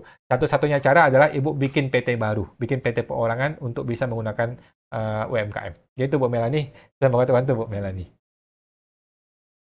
Oke, Ibu Diana Darmawan. Pak Awan, apabila status WPLN beli reksadana atau deposito di Indo atau suatu saat mendapatkan hibah orang tua, apakah NPWP-nya harus diaktifkan lagi untuk pelaporan di Indo atau tidak perlu? Saya rasa perlu, Bu. Saya rasa perlu ya. NPWP diaktifkan aja supaya bisa terrecord hartanya gitu. Bisa tercatat hartanya setiap tahunnya gitu. Orang yang NE itu adalah orang-orang yang tidak bekerja gitu. Orang yang bisa NA itu adalah orang-orang yang betul-betul tidak bekerja dan nggak punya harta, kebetulan dia punya NPWP. Itulah baru ada NA. Bagi kita-kita, teman-teman yang sudah punya penghasilan atau punya harta, itu nggak bisa NA. Sebaiknya sih lapor terus, lapor NPWP terus supaya hartanya bisa terupdate terus setiap tahunnya. Yaitu Bu Diana. Nah, semua teman-teman Bu Diana. Lanjut. Ibu Cerleri 88. Malam kok, malam Bu Cerleri. Kalau PT, apakah boleh mengakui pajak gunggungan? Jawabannya boleh kalau dia jual kepada end user, gitu. Kalau si pembelinya adalah end user, alias orang yang beli untuk pakai untuk diri dia sendiri, maka itu boleh menggunakan gunggungan. Oke, jadi prinsip gunggungan itu adalah gini. Prinsip gunggungan adalah PPN itu kan mesti tracking. Larinya kemana kan? PPN itu mesti di-tracking lari kemana. Nah, ketika dia sampai ke end user, sudah tidak perlu di-tracking lagi. Oleh karena itu, dia boleh menggunakan gunggungan. Itu prinsip filosofinya. Gitu, Bu Celeri. Semoga teman-teman Bu Celeri. Bapak Agus Tobing 73. Kok, PPh final yang sudah kita bayar saat ikut PPS, apa harus dikurangi sebagai pengeluaran di SPT 2022? Jawabannya perlu, Bu Agus. Pak Agus, perlu ya, perlu. Semua yang kita keluarkan, termasuk pajak PPh PPS, adalah juga sebagai pengurang ketika kita ngitung biaya hidup ya. Gitu Pak Agus. Semoga teman-teman Pak Agus. Bapak Agus Mulyawan 88. Kok peralihan dari PP 23 tahun buku 2022 ke tarif badan 2023 langsung bayar atau tunggu akhir tahun 2023 ya kok? Tunggu 2023, Pak. Jadi, untuk tahun pertama dia menggunakan tarif umum, maka dia tidak usah lagi bayar PPh 25 dahulu. Dia nggak usah bayar PPh 25 di awal, nggak usah. Tunggu tahun depan. Jadi, di tahun kedua, barulah dia mulai bayar PPh 25 yang bulanan. Gitu, Pak Agus. Jadi, tahun pertama, nggak usah bayar PPh 25. Memang begitu caranya. Gitu. Oke. Semua tuan tuh, Pak Agus. Ibu Ufmuts. Malam kok? Malam, Bu Ufmuts. TV sejak dibuat tidak ada kegiatan sama sekali sampai sekarang. Sudah lapor SPT nihil 3 tahun. Apa bisa langsung buat permohonan NA? Bisa Bu, bisa. Silakan di NA kan kalau memang tidak ada aktivitas sama sekali. Nanti akan ada tanya jawab atau interview dari KPP, ya silakan dijawab apa adanya. Gitu. Nggak ada masalah. Kalau memang sama sekali nggak ada usaha, boleh di NA kan. Gitu. Semua bantu Bu Ufmuts. Bapak De Kruger 22. Kawan, kalau falas tidak realisasi, masa harus bayar labakus? Tidak wajib, Pak. Tidak perlu ya. Kalau gitu, kenapa nggak sekalian rumah yang dulu beli 100 juta, sekarang harganya 4 miliar, dan rumah masih belum dijual, tidak diminta bayar kenaikan? Itu Pak ya. Jadi mohon maaf Bapak De Kruger, tidak perlu Pak, tidak wajib. Bapak tetap boleh laporkan kurs itu senilai perolehan dulu dengan tahun perolehan yang dulu. Itu Pak. Tidak perlu diupdate, tidak wajib diupdate. Gitu Pak. Nah, boleh Pak, silakan lapor dengan nilai yang dulu. Itu Pak De Kruger. Saya mau bantu Pak De Kruger. Oke, Bapak Mr. Abdo. Malam kok, malam Pak Abdo. Saya menggunakan 1770S. Kurang bayar atas bukti potong gabungan suami istri. Kurang bayar lumayan besar.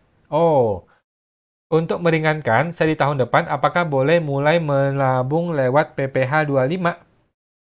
Jawabannya boleh, Pak. Jawabannya boleh menggunakan PPh 25. Nah, solusi yang paling tepat adalah si istri, Pak, cabut NPWP-nya.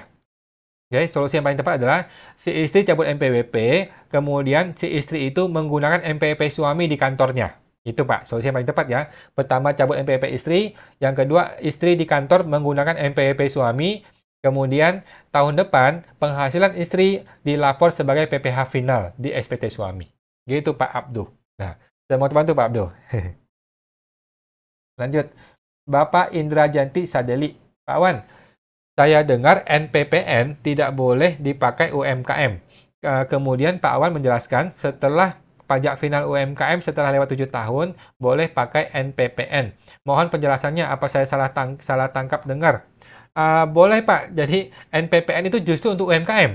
Jadi NPPN itu justru untuk UMKM. Gitu. NPPN itu tidak boleh dipakai oleh orang yang lebih dari 4,8 M. Nah, NPPN hanya boleh dipakai untuk orang yang omsetnya di bawah 4,8 M. Oke. Tetapi untuk pedagang UMKM sudah menggunakan undang-undang khusus yang 0,5%. ya kan? Nah, untuk UMKM ada undang-undang khusus pakai 0,5%. Setelah 7 tahun menggunakan 0,5%, berakhirlah masa 0,5%, dia kembali ke metode yang NPPN, yang norma. Gitu, Pak. Jadi NPPN itu untuk UMKM, bukan untuk yang lain. Nah, tetapi 7 tahun pertama, dia diperbolehkan menggunakan fasilitas 0,5%, tahun ke-8 barulah dia kembali ke metode norma. Gitu Pak Indra Janti, semoga terbantu Pak Indra. Lanjut. Bapak Budi SSS 89. Malam kok, malam Pak Budi. Kalau norma pengajuan hanya sekali atau tiap tahun? Jawabannya setiap tahun Pak, setiap tahun di awal tahun sebelum 31 Maret. Gitu Pak. Semoga terbantu Pak Budi. Bapak Wendy Taurus. Malam kok, malam Pak Wendy. PT PKP dulu kontraktor. Sekarang sudah nggak ada aktivitas. Tetapi persediaan barang masih ada sisa di neraca. Sebenarnya fisiknya sudah tidak ada. Gimana solusinya buat menghilangkan di neraca? Solusinya dijual, Pak. Dijual ya. Jadi PT ini pernah menjual barang tetapi tidak buka faktur. Betul ya? Begitu Pak ya. Sesimpel itu ya rumusnya ya. PT ini pernah jualan barang tetapi tidak buka faktur. Makanya barang ini masih ada di neraca tetapi di gudang sudah tidak ada. Oke, solusinya adalah terbitkan faktur pajak, jual Pak barangnya. Bayar PPN-nya. Itu Pak Wendy, sesimpel itu ya. Nah, semua teman itu Pak Wendy.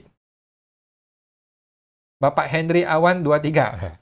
Kok mau tanya, kalau ada transaksi sewa bangunan antar orang pribadi, siapa yang akan lapor ke kas negara?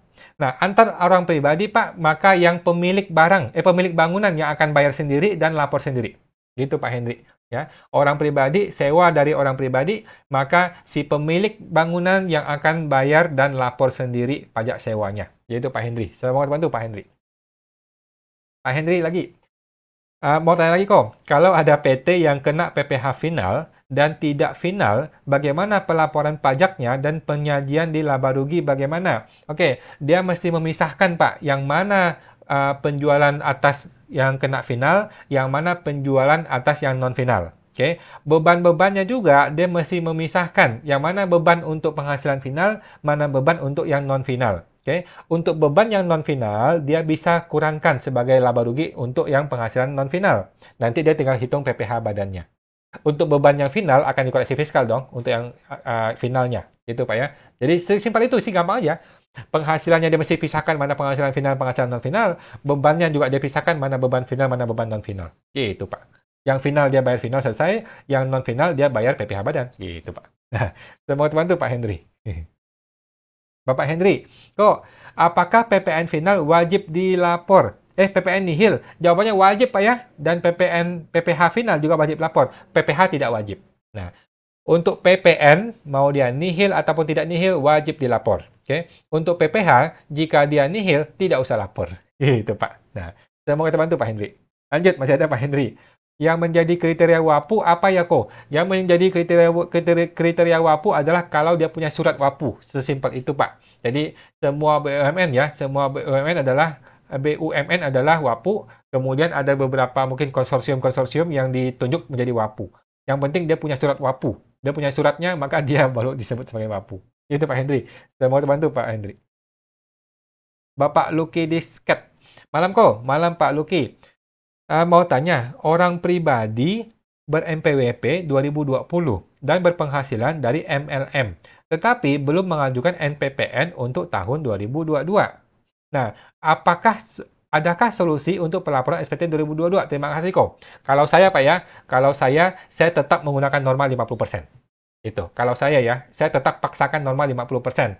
Nanti kalau AR-nya panggil gimana? Kalau AR panggil, saya bilang, Pak, mohon maaf, Bapak tidak pernah edukasi saya. Gitu. Saya nggak paham nih mengenai NPPN ini. Tetapi faktanya, nyata-nyata saya adalah agen MLM. Oke, nyata-nyata saya adalah agen MLM. Penghasilan saya pun dipotong oleh perusahaan MLM itu menggunakan norma 50%. Betul kan? Perusahaan MLM memotong saya menggunakan norma 50%. Oleh karena itu, saya memaksakan menggunakan 50%. Gitu. Kalau saya menggunakan 100%, maka saya bisa bangkrut. Saya bisa kerugian besar karena saya bayar pajak sangat tinggi. Gitu sih Pak Luki. Kalau saya sih gitu ya. Saya paksakan NPPN dan saya minta mohonlah kepada AR-nya supaya dimaklumi karena kita tidak paham gitu. Tetapi tahun ini 2023 dia harus bikin NPPN sebelum bulan Maret. Gitu Pak Luki. Nah, saya mau bantu Pak Luki. Lanjut. Bapak Purnomo 1983. PPN 2% di pasal berapa ya di Undang-Undang Cipta Kerja? Waduh, pasal berapa ya? Bapak coba cek Google, Pak. Ketik di Google, Undang-Undang Cipta Kerja PPN 2%. Pasti keluar, Pak, di Google. Gitu, Pak, ya. Coba cek di Google, Undang-Undang Cipta Kerja PPN 2%. Gitu, Pak. Coba cek sana. Bukan PPN 2% sih. Istilahnya itu bukan PPN 2%. Istilahnya adalah pengkreditan PPN masukan 80%. Itu istilah yang dipakai di Undang-Undang Cipta Kerja, ya. Pengkreditan PPN masukan 80%. Itu istilahnya di Undang-Undang Cipta Kerja. Gitu, Pak. Saya mau bantu Pak Purnomo. Bapak Purnomo, PPN 2% di Undang-Undang, ya, itu Pak, di Undang-Undang Cipta Kerja. Di pasalnya saya lupa. Cek di Google, Pak.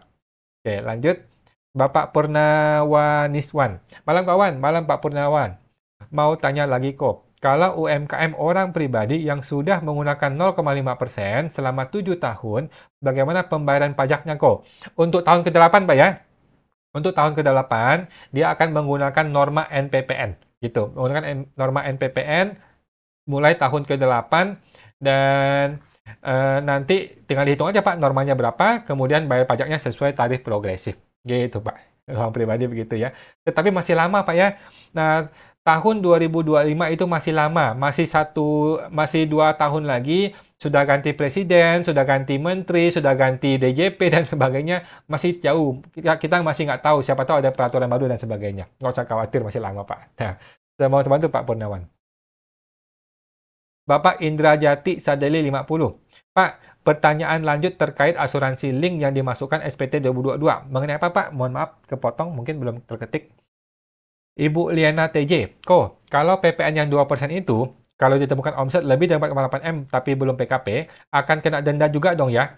Setahu saya iya, Bu. Setahu saya iya akan kena denda juga sih. Setahu saya iya, itu bukan PPN final dan tidak ada gratis dendanya sih. Setahu saya sih iya.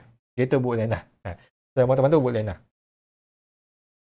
Bapak Henry Awan, apakah JO wajib lapor SPT Badan? Joint Operation setahu saya tidak, Pak, ya. Setahu saya, Pak, ya. Setahu saya SPT Badan dilaporkan di masing-masing entitas badannya. Di JO sendiri tidak lapor SPT Badan. Setahu saya begitu, Pak, ya. Coba cek lagi ke peraturannya, ke AR-nya. Gitu, Pak. Nah, saya mau bantu Pak Henry. Bapak Indra Janti Sadeli, Pak, pertanyaan lanjut terkait asuransi link. Belum dilaporkan, masukkan ke dalam SPT 2022. Apakah nanti kena SP2DK? Jawabannya bisa-bisa aja, Pak. Nanti dikenakan kurang bayar tidak? Belum tentu. Kalau ibu ini berasal dari penghasilan yang sudah dibayar pajaknya, maka harusnya nggak usah bayar pajak. Gitu. Berapa besar yang kurang bayar? Nah, mestinya enggak sih. Kalau ibu bisa buktikan bahwa ibu bayar premi dari uang penghasilan yang sudah dibayar pajaknya, maka harusnya nggak usah kena pajak. Gitu sih, Pak. Ibu Indra. Nah, itu Pak, sama teman itu Pak Indra. Ibu Siandayani, kalau sudah ikut PPS, itu sudah aman tahun 2020 ke bawah. Sudah tidak diperiksa. Itu undang-undang apa, nomor berapa ya, Pak? Nah, di Undang-Undang nomor 7 tahun 2021, Bu. Undang-Undang nomor 7 tahun 2021, Undang-Undang HPP namanya. Oke. Dan juga diterangkan kembali di PMK 196 tahun 2021. Oke. Undang-Undang HPP tahun 2021 dan PMK 196 tahun 2021. Itu, Bu Sian. Nah, saya mau bantu Bu Sian. Ibu Stella Wijaya, malam Pak Wan, malam Bu Stella. Saya ada usaha UMKM, lalu ada seat terpotong Bu, Bu Stella. Coba cek lagi Bu. Oke, Bapak Stephen Lee, 33. Malam kok, malam Pak Stephen. PPh final 0,5%, apakah omset rokok juga diwajib dikalikan langsung 0,5%? Terima kasih. Untuk rokok, Pak, ya, lebih baik Bapak bikin PT dan pembukuan. Gitu, Pak, ya. Untuk industri rokok, omsetnya besar, profitnya kecil. Ya kan? Omsetnya besar, profitnya kecil. Maka lebih baik bikinlah PT dan pakai pembukuan resmi. Gitu, Pak Stephen. Gunakanlah pembukuan resmi supaya terhitung PPh badan dengan lengkap, dengan benar. Gitu. Tidak usah pakai 0,5%, terlalu berat. Gitu, Pak Stephen. Saya mau bantu Pak Stephen. Bapak I Setiawan. Pak, jika PT PPh 25-nya sudah kebesaran, bagaimana cara menurunkan PPh 25-nya? Karena omset PT menurun banyak. Oke, caranya adalah Bapak bikin surat permohonan penurunan PPh 25. Oke, melalui surat ini saya memohon pengurangan PPh 25 dari angka sekian menjadi angka sekian. Oke, angka ini Bapak mesti jelaskan kenapa mesti turun jadi segini. Caranya adalah Bapak bikin laba rugi pro forma. Oke, Bapak bikin laba rugi pro forma. Berdasarkan omset saya Januari Februari ini, saya bisa memproyeksikan omset saya selama setahun dikalikan 6 ya. Berarti kan 2 bulan kalikan 6 kan 12 bulan. Saya bisa memproyeksikan selama setahun ke depan, sekian loh omset saya dan sekian PPh 25 yang harusnya saya bayar. Nah, lampirkan laba rugi pro forma itu dalam surat permohonan pengurangan PPh 25 itu, nanti akan diterima atau ditolak sesuai dengan perintah KPP. Kita tunggu surat balasan dari KPP. Gitu Pak Is. Nah, saya mau bantu Pak Is. Bapak Henry Awan, bedanya pengakuan pendapatan berdasarkan pajak dan akuntansi apa ya kok? Wah, ini ribet Pak, ini terlalu rumit. Terlalu rumit ya. Coba Bapak lebih detail lagi, maksudnya bagaimana Pak? Ini pengakuan pendapatan yang bagaimana yang dimaksudkan? Ini terlalu teknis ya untuk pajak dan akuntansi ini. Nanti mesti ngomong PSAK dan sebagainya. Gitu Pak Henry, mungkin lebih detail lagi mengenai apa nih Pak? Nah, saya mau bantu Pak Henry. Bapak Indra Jantik Sadeli, bunga tabungan harus dimasukkan ke dalam SPTK. Jawabannya perlu kalau memang nilainya besar, Bu. Kalau tidak dilaporkan bagaimana? Karena tidak ada rincian. Kalau saya sih nggak usah lah. Kalau nilainya kecil nggak usah, Bu. Nggak usah. Ya, kalau nilainya kecil ya. Kalau nilai sudah puluhan juta, bahkan sampai ratusan juta, itu perlu dilaporkan karena mempengaruhi harta. Gitu. Tetapi kalau nilai cuma berapa ratus ribu, 1-2 juta sebulan, habis buat biaya hidup, ya udah nggak usah dilaporkan. Gitu Pak Indra. Cantik. Saya mau bantu Pak Indra. Ibu Wiwit Widayati. Untuk pembatalan faktur pajak, kemudian terjadi LB, dikompensasikan ke bulan berikutnya, apa tidak akan ada pemeriksaan kok? Oh, enggak, biasa aja ini, Bu. Proses seperti ini itu proses yang biasa-biasa saja. Nggak akan diperiksa gara-gara itu, tidak mungkin ya. Pemeriksaan itu ribet sekali.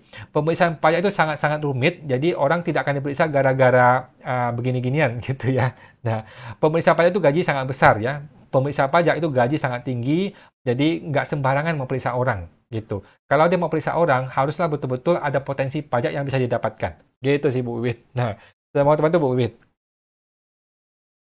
Ibu Marlina 168. Malam kawan, malam Bu Marlina. Bolehkah hibah ke SPT orang tua? Jawaban saya boleh. Untuk selanjutnya, dibagikan sebagai hibah dari orang tua ke anak-anak yang lain, adik-adik saya. Boleh Bu, silakan saja. Jadi Ibu mesti bikin surat hibah dari Ibu kepada Bapak dulu, dibikin surat hibah. Kemudian ini barangnya apa nih? Kalau barangnya uang, transfer dulu ke sana. Transfer dulu ke orang tua. Nah, kemudian mungkin 1 minggu berikutnya atau 1 bulan berikutnya, orang tua bikin surat hibah dari dia kepada anak-anak dia yang lain. Nah, ditransfer ke sana. Oke. Kalau bentuknya bangunan, ada kemungkinan orang pajak akan minta ibu pindahkan nama ke orang tua dulu. Oke. Balik nama dulu kepada orang tua, bayar 5%, kemudian orang tua baru kasih ke anaknya, bayar lagi 5% anak-anaknya. Itu sih, Bu. Lebih baik begitu. Nah, teman-teman tuh Bu Marlina. Bapak Henry Awan 23. Oh ya, kok mau tanya lagi. Misalnya, kalau bukti potong 2021, apakah bisa dikreditkan di periode yang berbeda, yaitu tahun 2022? Nggak bisa, Pak. Setahu saya nggak bisa. Setahu saya nggak bisa. Jadi, bukti potong harus dikreditkan sesuai dengan tahun tersebut. Setahu saya sih gitu. Nah, teman-teman tuh Pak Henry. Bapak Ibu Stella Wijaya. Saya usaha UMKM dan juga jadi agen asuransi. Secara laporan pajak sebagai agen asuransi, pasti lebih bayar Yako. Enggak juga sih, Bu.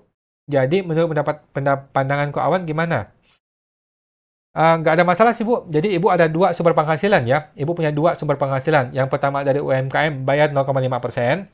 Yang kedua adalah dari pekerja bebas. Ya, pekerja bebas menggunakan norma 50%. Gitu. Apakah akan terjadi LB? Belum tentu. Belum tentu. Gitu, Bu. Coba cek aja, Bu. Kalau terjadi LB, gampang. Kalau terjadi LB, Ibu tinggal tambahin penghasilan lain-lain supaya tidak menjadi LB. Gitu, Bu. Segampang itu kok. Nah, itu. Teman-teman tuh, Bu, Stella. Bapak Peter Chaison. Kawan, kalau kita sudah pernah ikut TA dan kita sudah lapor LPH, LPH laporan pendapatan harta tambahan, apakah LPH tersebut perlu kita laporkan secara terpisah di e-form atau digabung saja?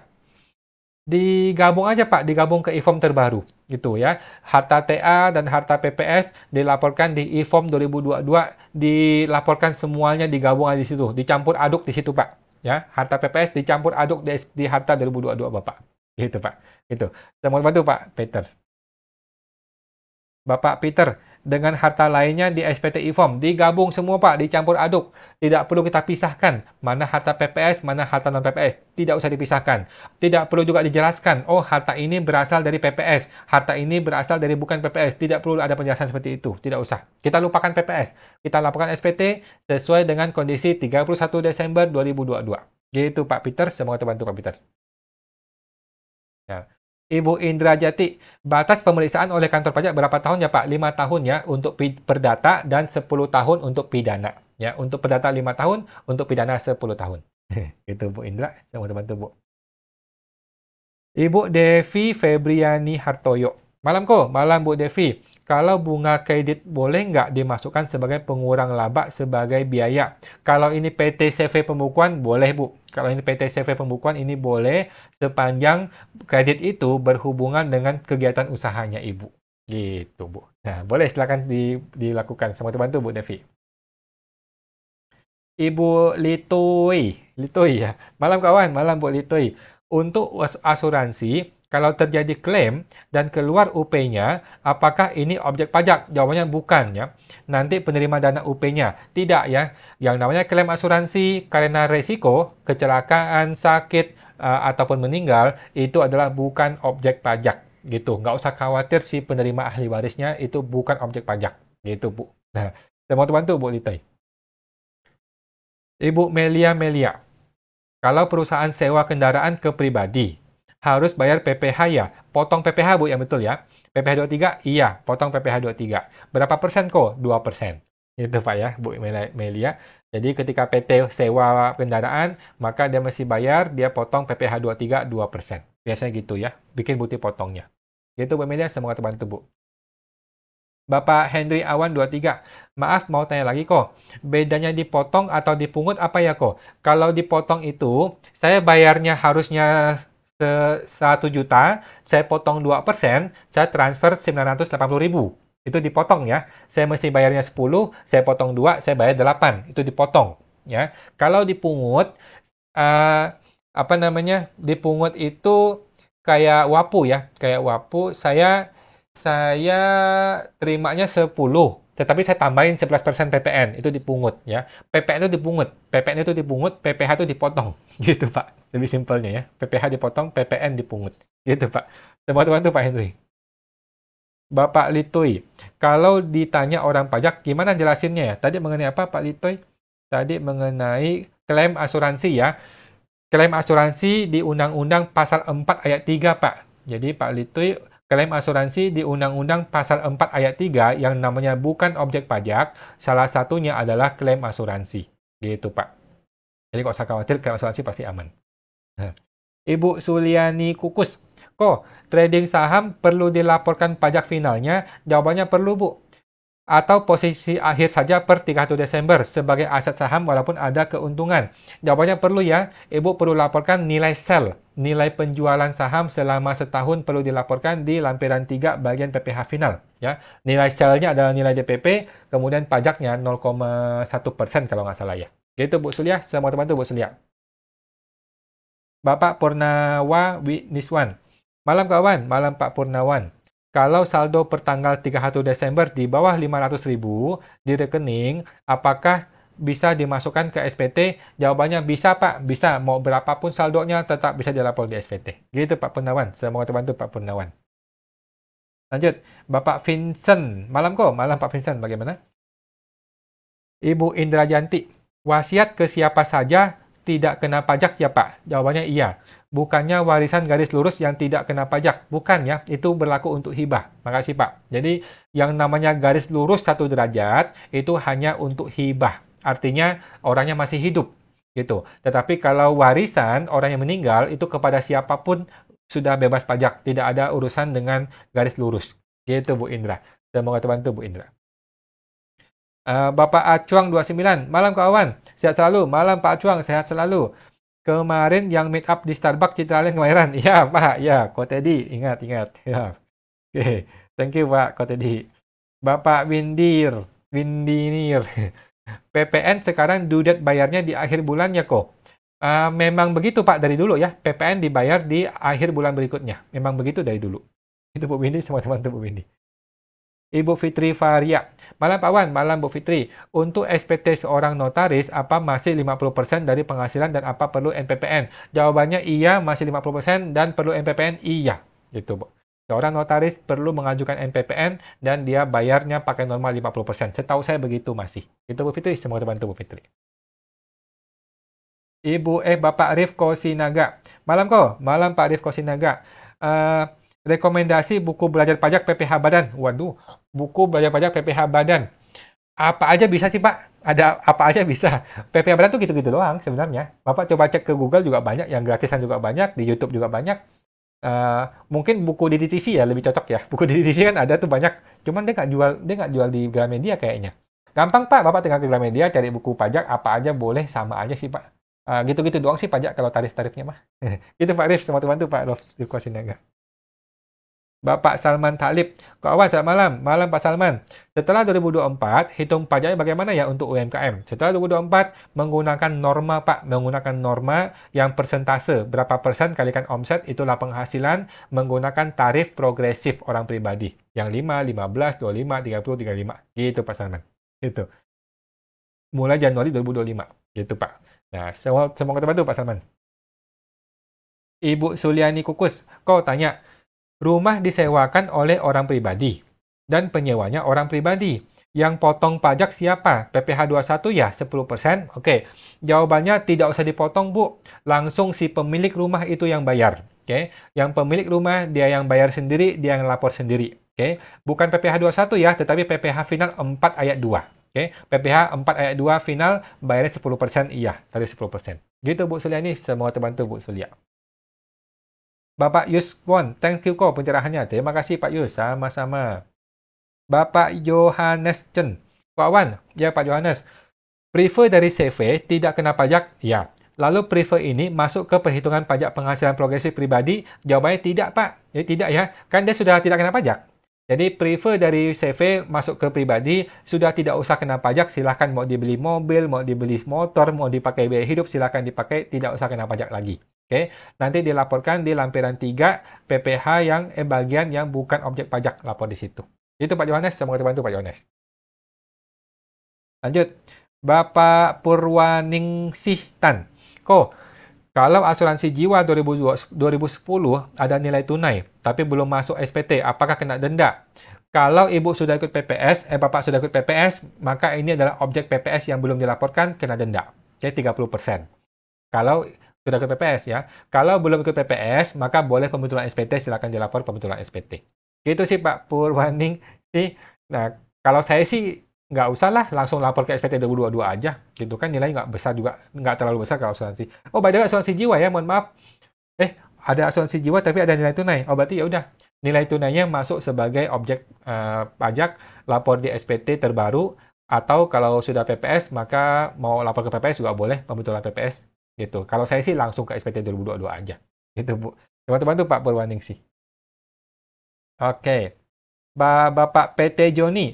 Kawan tanya, saya UMKM 500 juta. Terlanjur bayar sampai dengan November 2022, Desembernya 0. Januari 2022 ditambah 500 juta. E-form baru Desember isi 0 juga kah? Betul Pak, betul. Jadi e-formnya Bapak, Januari diisi tambah 500 juta, yang Desember tetaplah 0. Gitu Pak PT Joni. Nah, saya mau bantu Pak Joni. Oke, Bapak Hasan Cahyadi 1313. Malam untuk perusahaan ada dapat jasa giro di rekening koran. Apakah harus koreksi fiskal di SPT? Jasa giro di rekening koran. Jasa giro itu kan maksudnya adalah, jasa giro itu kan bunga ya Pak ya? Kalau nggak salah ya, bunga ya. Di koreksi fiskal Pak, koreksi fiskal ya. Koreksi fiskal karena dia sudah PPh final. Sudah kena PPh final. Gitu Pak. Saya mau bantu Pak Hasan. Ibu Licing, mau tanya lagi. Apakah nomor faktur pajak yang tidak terpakai 2022, apakah harus membuat surat pengembalian nomor faktur pajak? Terima kasih. Nggak perlu, Bu. Sekarang udah nggak perlu lagi. Udah nggak perlu pengembalian lagi sekarang. Gitu, Bu Licing. Saya mau bantu, Bu Licing. Bapak Indra Janti, Pak Wan. Ikut PPS, tambahan nilai perolehan rumah. Maka SPT ditulis tahun perolehan 2022 sesuai suket ya. Betul, Bu. Betul. Harus diberi keterangan apa ya Pak? Suket PPS ya? Tidak perlu. Tidak perlu kasih keterangan apapun mengenai PPS atau bukan PPS. Gitu Bu. Kalau ibu mau, boleh. Silakan dikasih keterangan ini PPS gitu ya. Tetapi tidak ada kewajiban dan tidak perlu sama sekali, tidak mempengaruhi apa-apa. Itu Pak Indra. Selamat bantu Pak Indra. Oke, Bapak Soekarto Ang. Malam Pak, malam Pak Soekarto. Januari 2023 yang terlanjur bayar pajak 0,5%, katanya di PBK ke Desember 2023, betul? Apa pertimbangannya pindah ke Desember 2023? Kalau ternyata omset 2023 nanti lebih kecil, jadi ada sisa. Betul Pak, makanya repot nih. Makanya pindah buku itu agak repot. Gitu. Siapa tahu kalau Desember 2023 masih belum nyampe 500 juta omsetnya, kan malah salah lagi. Gitu. Jadi agak serba salah sih kalau memang dia sudah bayar. Cuman kan ada kemungkinan besar kalau Desember sudah lewati 500 juta dong. Gitu. Ada kemungkinan besar Desember sudah lewat gitu. Makanya kita buang ke Desember. Kalau nggak mau buang kemana? Gitu Pak. Nah, semua teman-teman Pak Soekarto. Lanjut, Bapak Purnawan. Matt malam kok, malam Pak Purnawan. Mau tanya lagi kok, kalau 2 unit mobil pick up punya orang tua yang digunakan dalam menjalankan usaha, apakah harus dimasukkan ke dalam SPT? Sedang orang tua saya tidak mempunyai NPWP. Oke, jawaban saya perlu Pak. Jawaban saya perlu ya. Ini perlu dilaporkan di SPT seseorang. Mau di SPT Bapak boleh, mau di SPT anaknya boleh. Gitu. Silakan dilapor di SPT siapa aja boleh. Yang penting diperhitungkan dengan penghasilan dan dibayar pajaknya ya. Apabila memang nggak cocok. Gitu Pak. Nah, saya mau bantu Pak Purnawan. Oke, Bapak Devans 123. Malam kok, malam Pak Devans. Kakak saya pinjam uang 500 juta ke saya dan dibalikin dalam waktu dekat tanpa imbalan. Apakah akan dikenai pajak dan apakah transaksi tersebut akan mempengaruhi omset PP23? Jawabannya tidak kena pajak karena tidak ada penghasilan, tidak ada bunganya. Dan apakah pengaruh omset? Jawabannya tidak, itu bukan omset, yaitu hanya hutang piutang. Gitu sih Pak. Jangan Bapak mesti tahu ya nanti kalau ketahuan sama AR, mesti jelaskan ini adalah hutang piutang dengan saudara kandung saya, tidak ada bunga gitu. Jadi bukan omset ya, bukan dagang. Gitu Pak Devans. Oke, terima kasih Pak Devans, bantu-bantu Pak. Oke teman-teman, mohon maaf saya mesti meeting lagi nih, jam 10 saya ada meeting lagi nih, jam 10, tinggal 10 menit lagi. Jadi mohon maaf saya mesti undur diri teman-teman. Mohon maaf buat teman-teman yang masih belum terjawab semuanya ya. Mohon maaf semuanya. Kita akan ketemu lagi di Senin depan lagi supaya bisa dijawab lagi ya teman-teman. Mohon maaf masih ada beberapa teman yang belum terjawab. Saya masih ada meeting lagi nih jam 10.